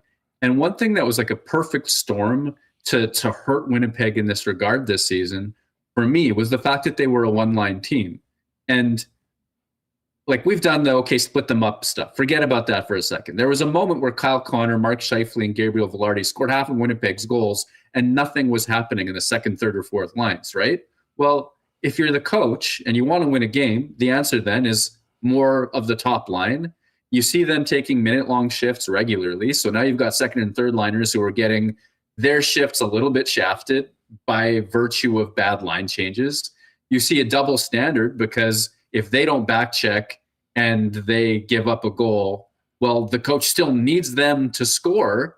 So they're going right back out there. If you're a middle six or a bottom six player on the Winnipeg Jets, you're sort of playing in a different camp right now than Winnipeg's elite players are. And I think that part of that you can blame on coaching, and that part of that is because the middle six was getting absolutely sweet nothing done to start the season. So you all, even if you don't agree with it, there is a lens from which that makes sense. And I don't think the Jets have had a really long stretch where everybody was getting a piece of wins until just a couple games ago when it was Koepke and it was Tanner Pearson, and I know he's just been traded, and Morgan Barron coming on. And you're like, oh, hey, look at all these guys having pieces of a win. I don't think that's happened often enough. It really does feel like, whether you like them together or have other ideas, it feels like there are four players who can win you a hockey game right now, and that they're playing in a different way. I think it would be reasonable if, I'm not saying anybody said this, but like, it would be reasonable if that changes that level of buy-in the same way that a lack of those big hits or fights might do. Yeah, I mean, listen, we all know about the struggles outside of the top line, I mean, offensively, but I mean, the one thing as a member of a team, like, you know, there's nothing guaranteed. You know, sometimes you're having a tough time offensively. I mean, every time you go out there, there has to be a way that you're helping the team. You're doing some things that will help overall, and that's just been missing a lot. And man, was it missing last night. What's coming up in the Athletic as we get through the rest of this homestand? You know, I want to give a support to Cole Koepke's game last night. Two huge plays on the PK. One of them ends up drawing a penalty kind of in a long roundabout way. So in terms of moments that it's been there, but you need more of that. You need so many more people to do things like that and get rewarded for things like that to create that feeling, I think. At the Athletic, we're digging into what we've been seeing, some of the on-ice trends. I've got a mailbag. There's still time to submit questions for that. But now that the trade deadline is passed, there's no cavalry coming. There's, you know, a real sweet pocket to go, what's actually happening on the ice? What's helping these guys? What's hurting them? We'll do that for a minute, and then pretty soon, I think we're going to have to start talking about draft picks in the future. Murat, you have a great day, my friend. Thanks so much for popping by. Thanks very much for having me, yes. There is Murat Ates, all of his work featured covering the Winnipeg Jets in theathletic.com. All right, Patty's about to join us. Do want to remind you, folks, to get your tickets for the St. B Mega Millions Lottery. Of course, you'll be in for one of 5 grand prize options of dream homes at $1.5 million or $1.25 million cash. You can also win big by supporting the unlimited 50-50 plus and the Big Score Plus. The current jackpot right now for the 50-50 plus is over $1.2 million, and the winner takes half. Get over to St. B megamillionchoices.ca today. Get your tickets for the grand prize draw. Get your big score in 50-50 plus, all in support of our friends at the St. Boniface Hospital. All right, Pat Gregoire coming up right after these on WST. Cleanline is your one-stop shop with over 40 years of experience for the best in Winnipeg residential and commercial plumbing, heating, and electrical services. And much like the Captain Adam Lowry, they've got you covered 24/7 with emergency services. Remember the number, 204-500-2001 for Cleanline Plumbing, Heating, Electrical for all your needs, residential, commercial, and when you're in a jam. The gang at BP is ready to welcome Jet fans back. Head to your local BP Jets Pick a Player contest for all Winnipeg Jet games. And, of course, those ice-cold schooners, world-famous BP wings, gourmet pizzas, and more. Staying at home, you can always get the great taste of BP by ordering online at bostonpizza.com. And got to shout out our friends at Royal, what a run they had with the Olympic Games. Now we look ahead to the Stanley Cup playoffs, of course, and baseball season. Tons of new Jays and MLB gear coming in by the day. And as everyone's getting ready to maybe get out of town in and around spring break, don't forget Royal's amazing snowboard department with the best in deals on boots, bindings, decks, you name it. They've got it with the experts to help you get the right fit before you hit the slopes. It's all waiting for you at Royal Sports, 750 Pembina Highway. Follow them on Instagram at the latest merchandise drops and sale information. Let's give a big cheers to our friends at Winnipeg's favorite local brewery, Little Brown Jug. You train day in and day out, learning new techniques, approaching new concepts, and living out the thrill of achieving your goals. Building a craft beer is no different. While you spend your hours on the ice, we spend ours here, brewing our trademark beer. Again, and again. Here's to pushing the status quo and challenging ourselves to build something memorable. 1919 by Little Brown Jug.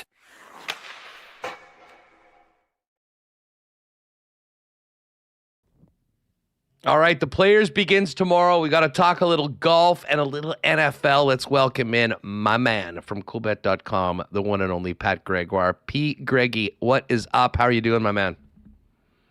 Doing good, Huss. We're finally in, this is where golf season begins for everyone. Although I've been, grinding out the Genesis and all the other tournaments. This is where the big dogs all come out to play. It's the fifth major, one of the best tournaments, the biggest purse on the PGA. So I'm ready to dive into some things. Hey, just before we get to the golf, and I want to talk about what we heard from the new commissioner today too, which I think is great news, certainly in my book.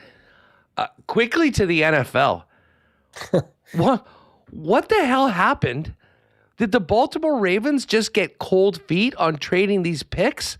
Screw the Raiders? Give Max Crosby back after all of this money had been spent and then turn it around and sign Trey Hendrickson? I cannot remember a situation like this, and it was earth-shattering news last night around the league. I don't know how they can get away with this, to be quite honest. And I think it does not look good. It does not look good. It does seem like they did get cold feet, that they decided to go with the cheaper option, the option that wouldn't cost them all those picks, and they go ahead and make that move. And you're right. It completely changes the dichotomy of what the Raiders done, what teams all across the league have done. Quite frankly, I've never seen anything like this in sports. I mean, we've seen trades potentially go through and then maybe later that day or the next morning say, okay, things have not really panned out. Or even when they say barring a medical, but all is, expected to go through. This is crazy. This is nuts. I don't know where we go from here. I don't know how they can get away with it. I feel bad for the Raiders. This is one of the craziest things I've ever seen in sports. Yeah, I mean, I think it's safe to say they're not going to be getting what they thought they were getting from the Ravens, which included a 14th pick in this draft and next year's first. It's going to be. I do think that there'll be a lot of NFL teams that are going to be very leery on dealing with the Ravens. This is not going to put them in a good position moving forward. No. And Joe Burrow might be a little happy, but now he's got to go against his old teammate, Trey Hendrickson, which is not a bad plan B, especially when it means you're keeping 2 first-round picks. Anyways, I wanted to hit that with you right off the bat. Now, just before we dive into the players, this is a huge week for the PGA Tour. This is their major, even though I know it's not technically one of the 4, but it's the biggest one for the PGA Tour. It's the best field in golf, along with the PGA Championship. But this one is, really elite, great course and all that. But they also hit on a bunch of topics. And the new commissioner today spoke with his press conference, teasing that we might be getting match play back, which is, it's brutal that it's not part of it, but we not only might be getting it back, it might be used to determine the tour champion. And I got to tell you, both from just a golf fan, we love those matchups and betting them. This is great news if it actually happens. Man, it's awesome. And I think even though we kind of got a little bit of a revamp of the Tour Championship last year, I felt like that one, it was just such an anticlimactic end to what's such a great season. And, last year we obviously got the great story with Tommy Fleetwood because they did get rid of that brutal format where, guys start with strokes and different parts on the leaderboard. But having match play to decide the Tour Championship would be unbelievably electric. You are right. Like, match play golf is so exciting. I think when you ask the casual fan, like, what are your favorite golf events to watch? Usually Masters is number 1. Far not behind is the Ryder Cup. And yes, you don't have that sense of pride of your nation, but just the fact that you do have match play where you got guys going toe-to-toe, head-to-head, it makes things a lot more interesting. Watch even last week with Akshay Bhatsia's win. It's not match play, but you do have mano-a-mano, 1 versus 1. When it comes down to it, down the final stretch, it's all about one shot that can completely derail it. Like, that's the drama. I love it. I think it would be great for it to come back. I've been screaming for it to come back in any sort of event. The fact that they could do it for the Tour Championship would make it even sweeter. Now, I'm just keeping an eye. I've got the game on 0-0 in the second inning, Canada-Cuba, just before we get to our players' picks. And, of course, we need this game big time because we have a potential for that beauty that we put together. It was the anybody but the USA parlay. Canada to advance out of the group and either Japan or the Dominican Republic to win the whole thing. And we talked about this earlier, but have you ever seen the level of incompetence that Team USA displayed yesterday, thinking they had it won, going out, getting smashed the night before, sleepwalking through the Italy game until they were down 8-0 and realized, hold on a sec, maybe we aren't in. You've put together, and this is something that I'm on, I mentioned it earlier, but if you joined us late and you want to ride with this for tonight's game, this is the scenario. Mexico's playing Italy. If Mexico beats Italy and scores 4 or less runs, Italy and Mexico are through, and the United States is out of the WBC. So if you go to the Coolbet exclusives, it is called the American Nightmare. Mexico, not Cody Rhodes. Yeah, Mexico to win and score under 4.5 runs versus Italy. It's plus 275. And I threw this up earlier, Pat. Like, we all know why World Cup third games of World Cup group matches are played at the same time. So teams, if they just need a draw, they don't just kick the ball around. Dude, I am really interested to see if Mexico gets 2 or 3 runs. Like, you don't think the Mexicans would love to see the United States out? Like, I don't know if there's going to be some sort of a gentleman's agreement, but don't be surprised if we see record numbers of strikeouts in this game. And this exclusive cash and the U.S. sent to spring training. We need this. Canada needs this as a nation. Mexico needs this as a nation. Heck, the fine folks of Italy, what a story that would be for them to advance. For us, though, as Canadians losing, hearing the Americans saying, this is our game now. Well, for us to literally finish higher than them in America's pastime would be Chef's kiss. We need it to happen. So yeah, if you want to jump in on that, get on over into the exclusives. It's the first one under the Canada Specials, the American Nightmare. I'll be on it. All right, let's get to the players. I love this tournament. For betting, it is one of the best we've got all year long. I mean, it's certainly on par with the majors when it comes to this. Here's what we're looking at right now at CoolBet. Scheffler plus 450. Rory, with all the questions about his back, he's drifted to 16-1 right there with Colin Morikawa. Ludwig Åberg and Siwoo Kim are 20-1. If you do like Siwoo, though, make sure to hit that the PME boost. I think it's around 25 or so. Russell Henley and Tommy Fleetwood at 25. Xander and Cam Young at 28. Fitz, Hovland, Minwoo Lee, and Hideki at 33. And then Akshay and Jake Knapp at 40 and 50s. Daniel Berger, a resurgent Ricky Fowler as of late. Mm-hmm. And a guy that I hit at 40 and I saw it go to 50. I had to go back. Chris Gotterup, who's been one of the best players on tour this year. We've also got Bobby Mack, Maverick McNeely, and Sepp Straka at 50-1. And then 66s, including Corey Connors. I want to get into some top 10s and top 20s that we can maybe put together in the exclusives. But Pat, why don't you start off with who are you getting a little piece of when it comes to winning the players? Listen, it is the players, so there is a chance, like last year, one of the top dogs win this thing like a Rory McIlroy. But right now, the number on a guy that we might not even know if he's going to finish the round, and Scottie Scheffler, who I feel like we've had this conversation a lot, but is probably playing some of the worst golf that we've seen in a very long time, kind of also leads me to believe that this could be the week where he finally gets things together. But with the price, with the situation, not going to do it. So my card starts off at 20-1. You already mentioned his name, Ludwig Åberg. He is a guy that fits this golf course perfectly. He's great off the tee. He's an elite iron player. He has course familiarity here, so I think he's going to be a popular play, but for a good reason. He finished T8 here last year, and after what was a bit of a slow start to his season, he quickly has turned things around. Back-to-back top 20 finishes for the big Swede. He was T3 last week at the Arnold Palmer, T20 the week before that. So I like Ludwig Åberg to get his first win of the season at the players at 20-1. Not too far up the board. Tommy Fleetwood, 25-1. He was T4 at Pebble Beach and T7 at the Genesis this year. He's been pretty solid. Bit of a quiet week for him last week, but still had some good numbers, had some, his analytics kind of popped off, but just wasn't able to finish strong.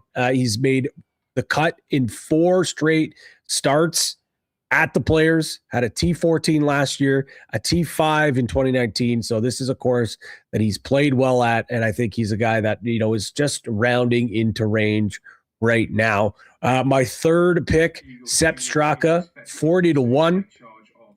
He was 13th last week at Bay Hill. His green and regulation number was great. I think he was 4th in that field, which is going to come handy big time at this golf course.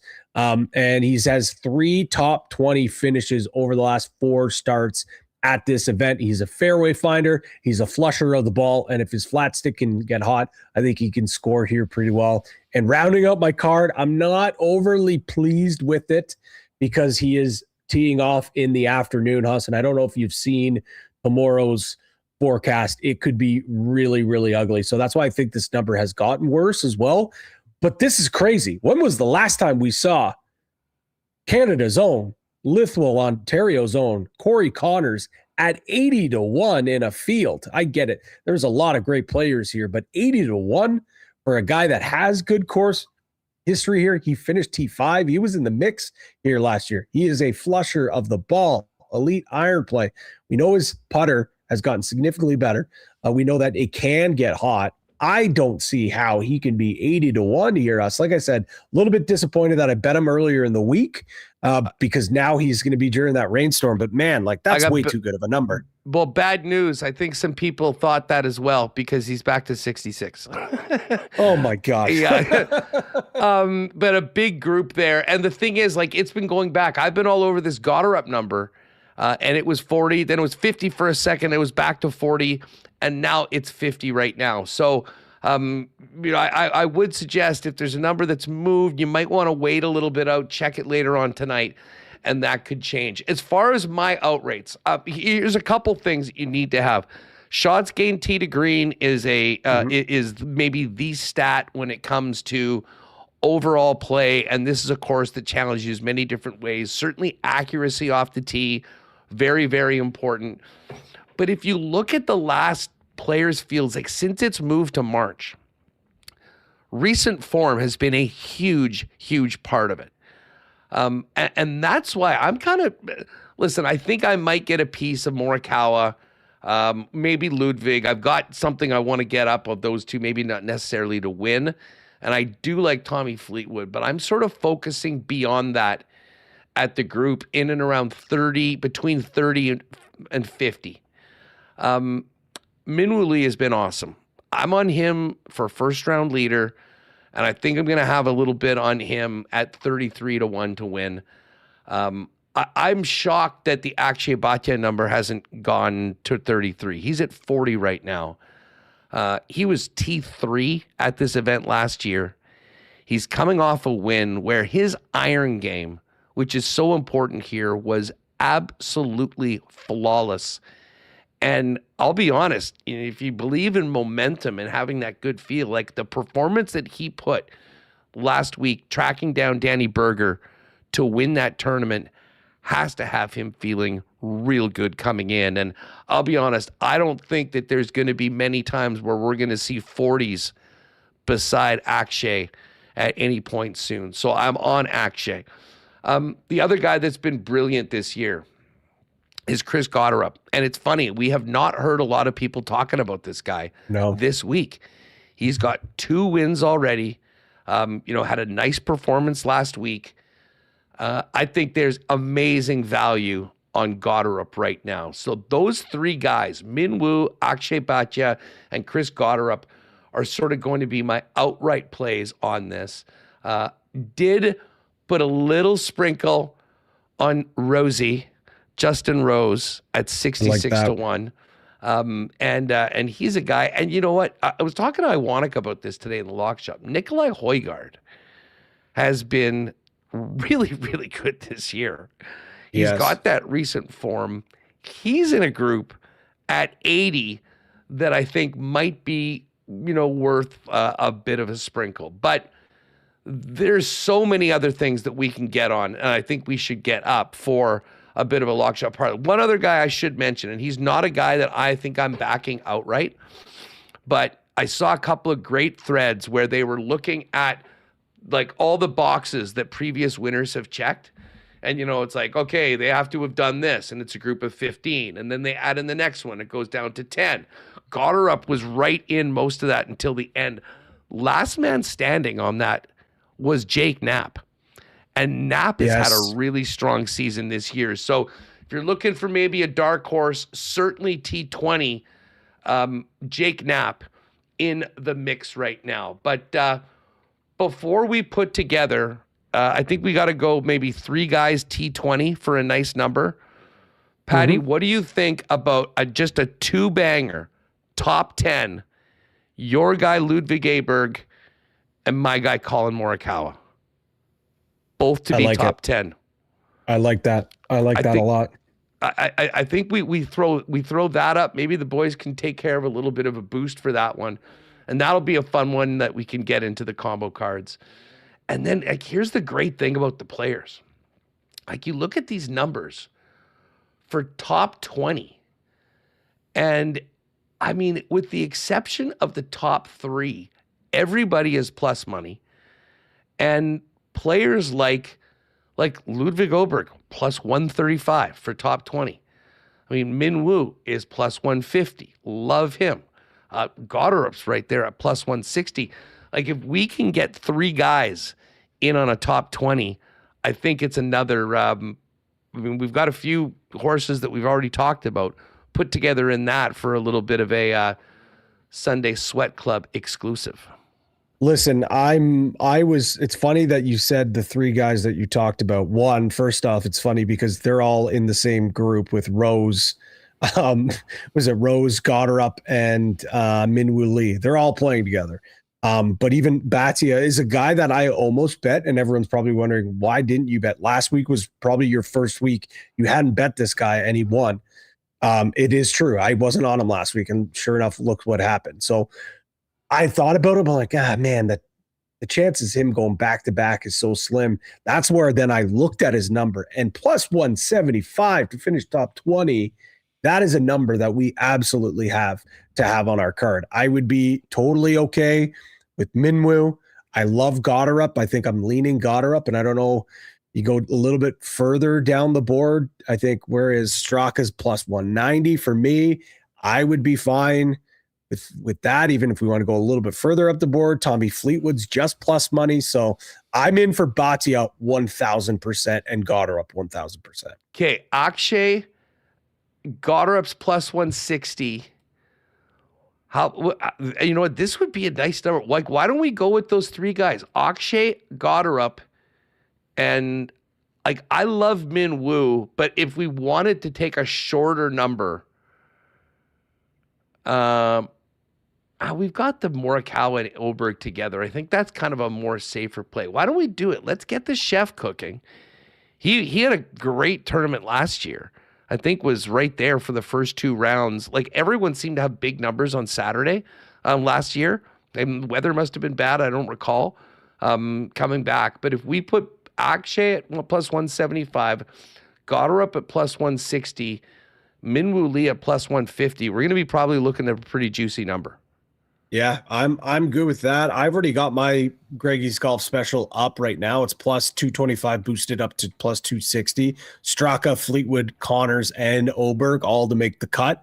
So I'm fine with this one. Like I said, I had Minwoo and Goddard and Akshay all circled on my card. I just didn't end up pulling the trigger. So let's fire this thing up. Let's do it. I mean, if one of those guys can win, I'll be very happy with the outright. But this way we can put this together. So we're going to bang out 2 for this Sunday Sweat Club. Top 10s, Colin Morikawa, Ludwig Oberg, and top 20s, a 3-way, Batia, Goddard, and the chef, Minwoo Lee. If you go through there's tournament head-to-heads, which you can dive into, minus 172 for an ace in the tournament, and I believe they also have it per round. There's always the nationality of winner. One option at Coolbet kind of stood out to me. By the way, Corey Connors, top Canadian at plus 255. He's had a great course history here. That, I think, is something you might want to look at. The top South American, Echeverria, who just won 2 weeks ago, is plus money at plus 105. He's only has to beat Emiliano Grillo and Johnny Vegas. I would just throw that out there. If there's any Nico guys there, I mean, that to me is a very safe bet, and I would have thought that would have been more like minus 150 considering where these guys are coming into the tournament. Yeah. Oh my goodness, yeah, that's crazy. So there's a gift for you from the Hussey folks if you want to go and check that out. Wow, there's hole-in-one numbers. That's the first. There's never been, only at the Players with these par 3s and of course 17. But if you really want to back your guy for a crazy bet, you can get him to get an ace. Of course, there's the Continental Europeans. There's top Canadians. So it is all there right now. Plus 350 for a playoff. Guess we did see a playoff last year. JJ Spawn and Rory McIlroy. Then there's groups as well. Top lefty. Akshay and Bobby Mack at the top of that group. Akshay plus 190. Which I don't mind at all, to be honest with you. When you think it's plus 175 to be T20, Plus 190 to beat 5 other guys, of which he's been doing quite well. Well, it's going to be awesome. What else is kicking? And we should mention, I just see Siwoo Kim is the favorite for top Asian. If you do like Siwoo Kim, in the exclusives, you'll see the PME weekly boost. Yeah, Siwoo, who's at 20-1, you can get him at plus 25.50. And then Patty's also got a cut parlay of his guy Michael Kim, Rio Hisatuni, and Joel Damon. Damon's got some really good numbers coming in, all to make the cut as well at plus 400. Patty, before we go to sweat out this baseball game, anything else you've got cooking as we get into Players Weekend on a quiet night in the NHL? Well, you mentioned the WBC. So if you have not been taking part of it, you're missing out one. I think it's been electric watching some of these teams. Dominican's been a lot of fun. Canada's been on a heater. Seeing US possibly get knocked out is great. But at CoolBet, for every $25 that you spend on a WBC betting, you earn yourself a raffle ticket to win a trip to Toronto to watch the Blue Jays at Rogers Center. 2 tickets, pair of tickets to their series in the end of April against Cleveland. Your 2-night stay in Toronto. That includes your travel as well. And then a little bit of spending quiche in the 6 as well. So basically a great trip to Toronto to watch the Blue Jays live against the Guardians. Should be an awesome weekend. So get those tickets in, get your bets in. 1 raffle ticket. That's all you need, Huss. If you get 1 in, your name gets put into that draw, and that's all that you need. You just need 1 to win.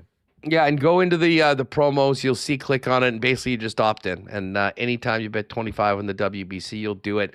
This is huge. By the way, Canada just scored. We're up 1-0 in this do-or-die game against the Cubans. And I'm glad there's only 2 hockey games tonight, Pat, because not only do we have this Mexico-Italy game to pay attention to, we are 1 win away from cashing that boost you gave us on the DR to win. It's Dominican Republic against Venezuela tonight, 7 o'clock. And I know many of us jumped on that minus 135 for the DR.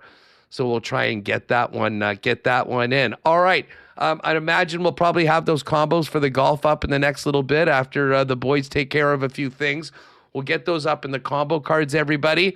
And Jake's going to jump on tomorrow. We will look forward to. But just quickly, by the way, any darts for a first-round leader for the players? Oh, first-round leader. Let me quickly pull that back up. I mean, I did like your Minwoo, but he is teeing off in the afternoon. I think you have to go to a guy that is teeing off in the morning. Let's see here. Leader. Let's see these tee times here. Let's see the tee times first. Who do we have of these groups of guys that we like that are going off in the morning? Let's see here. Akshay, 7:28 a.m. That's a good one. What is he, 40-1 first round leader? I think that might have to be a play. You know, why the heck not? We'll get a couple good ones in for it. But yeah, for the first round leader, you can check out the let's see, Bhatia. Yeah, Bhatia 40-1 right now. Jake Knapp, he's also had some good early rounds in tournaments lately. Yeah. And then yeah, I'm in on Minwoo Lee at 50-1 for the first round leader. Here's a dart for you, and this is just a complete shot in the dark. Mackenzie Hughes 100-1. He is a guy that at some of these big tournaments, Huss, he comes out firing. And unfortunately for him, he's not able to finish. I know a lot of those tournaments are some of the smaller events, but we've seen him do it at big events too. He just hasn't been able to close out. At 100-1, he's an early tee time. I think that might have to just be a shot on the board for me. But I love Bhatia as well and Knapp. I think I'm going to sprinkle all 3 of those guys. Love it. I'm going to ride with you. Top of the 4th, 1-0 Canada over Cuba. We'll get the combos up at the top of the main page in the combo cards. We will lock in everything else for the Players' Championship, and we'll be all over it the next couple days here on WST. Patty, as always, great stuff. Thank you for everything. Enjoy the baseball today. Let's get it, my friend. Go Canada, go Mexico, but Italy don't score too many runs, right? Is that what we're looking for? Exactly. Well, hey, I'm all over that plus 275. I think there could be collusion between the teams, and I'll be more than happy to take advantage of that with my fellow cool bettors. Pat, have a great one, man. We'll talk to you soon. See you, boys. All right, there is Pat Gregoire. All right, we're going to finish it up with Remo in just a second, but a big thanks to our friends from the HSC Foundation. The Funding campaign continues, and Aikens Lake. I do want to thank our friends at the HSC Foundation and remind you all that right now the Fund a Need campaign is well underway. This is so important to help with the spinal surgery department. There's obviously a big wait. They're looking to raise $425,000, and every one of your donations will be matched. So it will be doubled. Of course, you'll get a tax receipt for it. They're looking to get some new surgical equipment that will allow 200 more spine surgeries and 400 more joint replacement surgeries a year. So if you go to Health Sciences Center Foundation, to the Fund a Need campaign, and help us raise $425,000, and everything is matched by the Manitoba Spine Program. And hey, making our finishing touches with our winner to get out to Aikens Lake this year. Don't forget, folks, if you're looking for a world-class fly-in fishing experience here in the province, where you can be on the water in less than a couple hours from the city of Winnipeg, Aikens Lake is the spot. World-class fishing and even more world-class hospitality from the Terrence family and the Aikens team. Booking now throughout the summer, over 75% full, so check it out now at aikenslake.com and get your bookings. And if you are looking for a great summer job for you students out there, go to aikenslake.com and inquire as well about opportunities for the upcoming year. All right, great stuff with Patty. This is, it's funny, Remo, we've only got 2 games tonight in the NHL. We did that big segment with Pat, never even touched the hockey tonight. Just 2 games. Habs, after beating the Leafs last night, they're on the road in Ottawa. Sens back at home. First game back from the road trip. They desperately need these points. Ottawa's minus 189. Habs plus 158. And then the Washington Capitals at minus 130. Philly at plus 110. We'll have a massive slate of games tomorrow. Of course, the Jets and the New York Rangers are playing. And hey, we should give a shout out to one of our listeners who gave us a couple pairs of tickets to be given away for these next couple games. Yeah, check out the pinned comment right now. Shout out to listener. He DM'd me on Instagram. Big Bad Mark, he called himself. Gave us two tickets to tomorrow's game against the Rangers. He also gave us a pair against the Avs, so stay tuned how you can win to the Avs. But winnipegsportstalk.com/contest. I'll leave it open for a bit longer because it's tomorrow. I want to get them out of my hands this evening. So if you're listening now on the pod or on the YouTube, get in there. Podcast listeners, stay tuned for the other one. But appreciate Mark. You said congrats, couldn't go. Wanted to give us, isn't that crazy? I mean, thank you, Mark. That's so nice. Big Bad Mark, you are the man. Much appreciated, my friend. And good luck to everyone. So get on that pinned tweet. If you're listening to the pod and want to get in for the Avalanche seats, go to winnipegsportstalk.com/contest to register for it. All right, 1-0 Canada through 4. Got to beat Cuba to stay alive in the WBC, Remo. And what do you think's going to happen in this Italy-Mexico game? Yeah, intriguing game because Italy, like, they win and they're in. They just need Mexico to, if they want to get in with a loss, they need Mexico to score 4 or less runs. I hope they find some way to game it so U.S. is out and Mexico wins. Couple early runs by Mexico and then just whiff City the rest of the way. Like both pitchers combining for 40 strikeouts in the game. It would be wild. I can see it happening. I can see it happening. Great stuff, everyone. Had to get a lot off our chest today after that game last night. Appreciate Murat coming by the program. Of course, congratulations again to Matt Dunstone. Epic run at the Brier. It was great to have him on the program today. We'll wish him luck, and we'll be following both our Manitoba teams. First time in 31 years. Scotties and the Brier, both to Manitoba teams. Carrie and the girls are heading out to begin the World Women's very shortly. Actually, I'm pulling it up right now at CoolBet. It begins on the 14th. Canada plus 325. Maybe I'll see if Pat wants to put together a Canada double gold.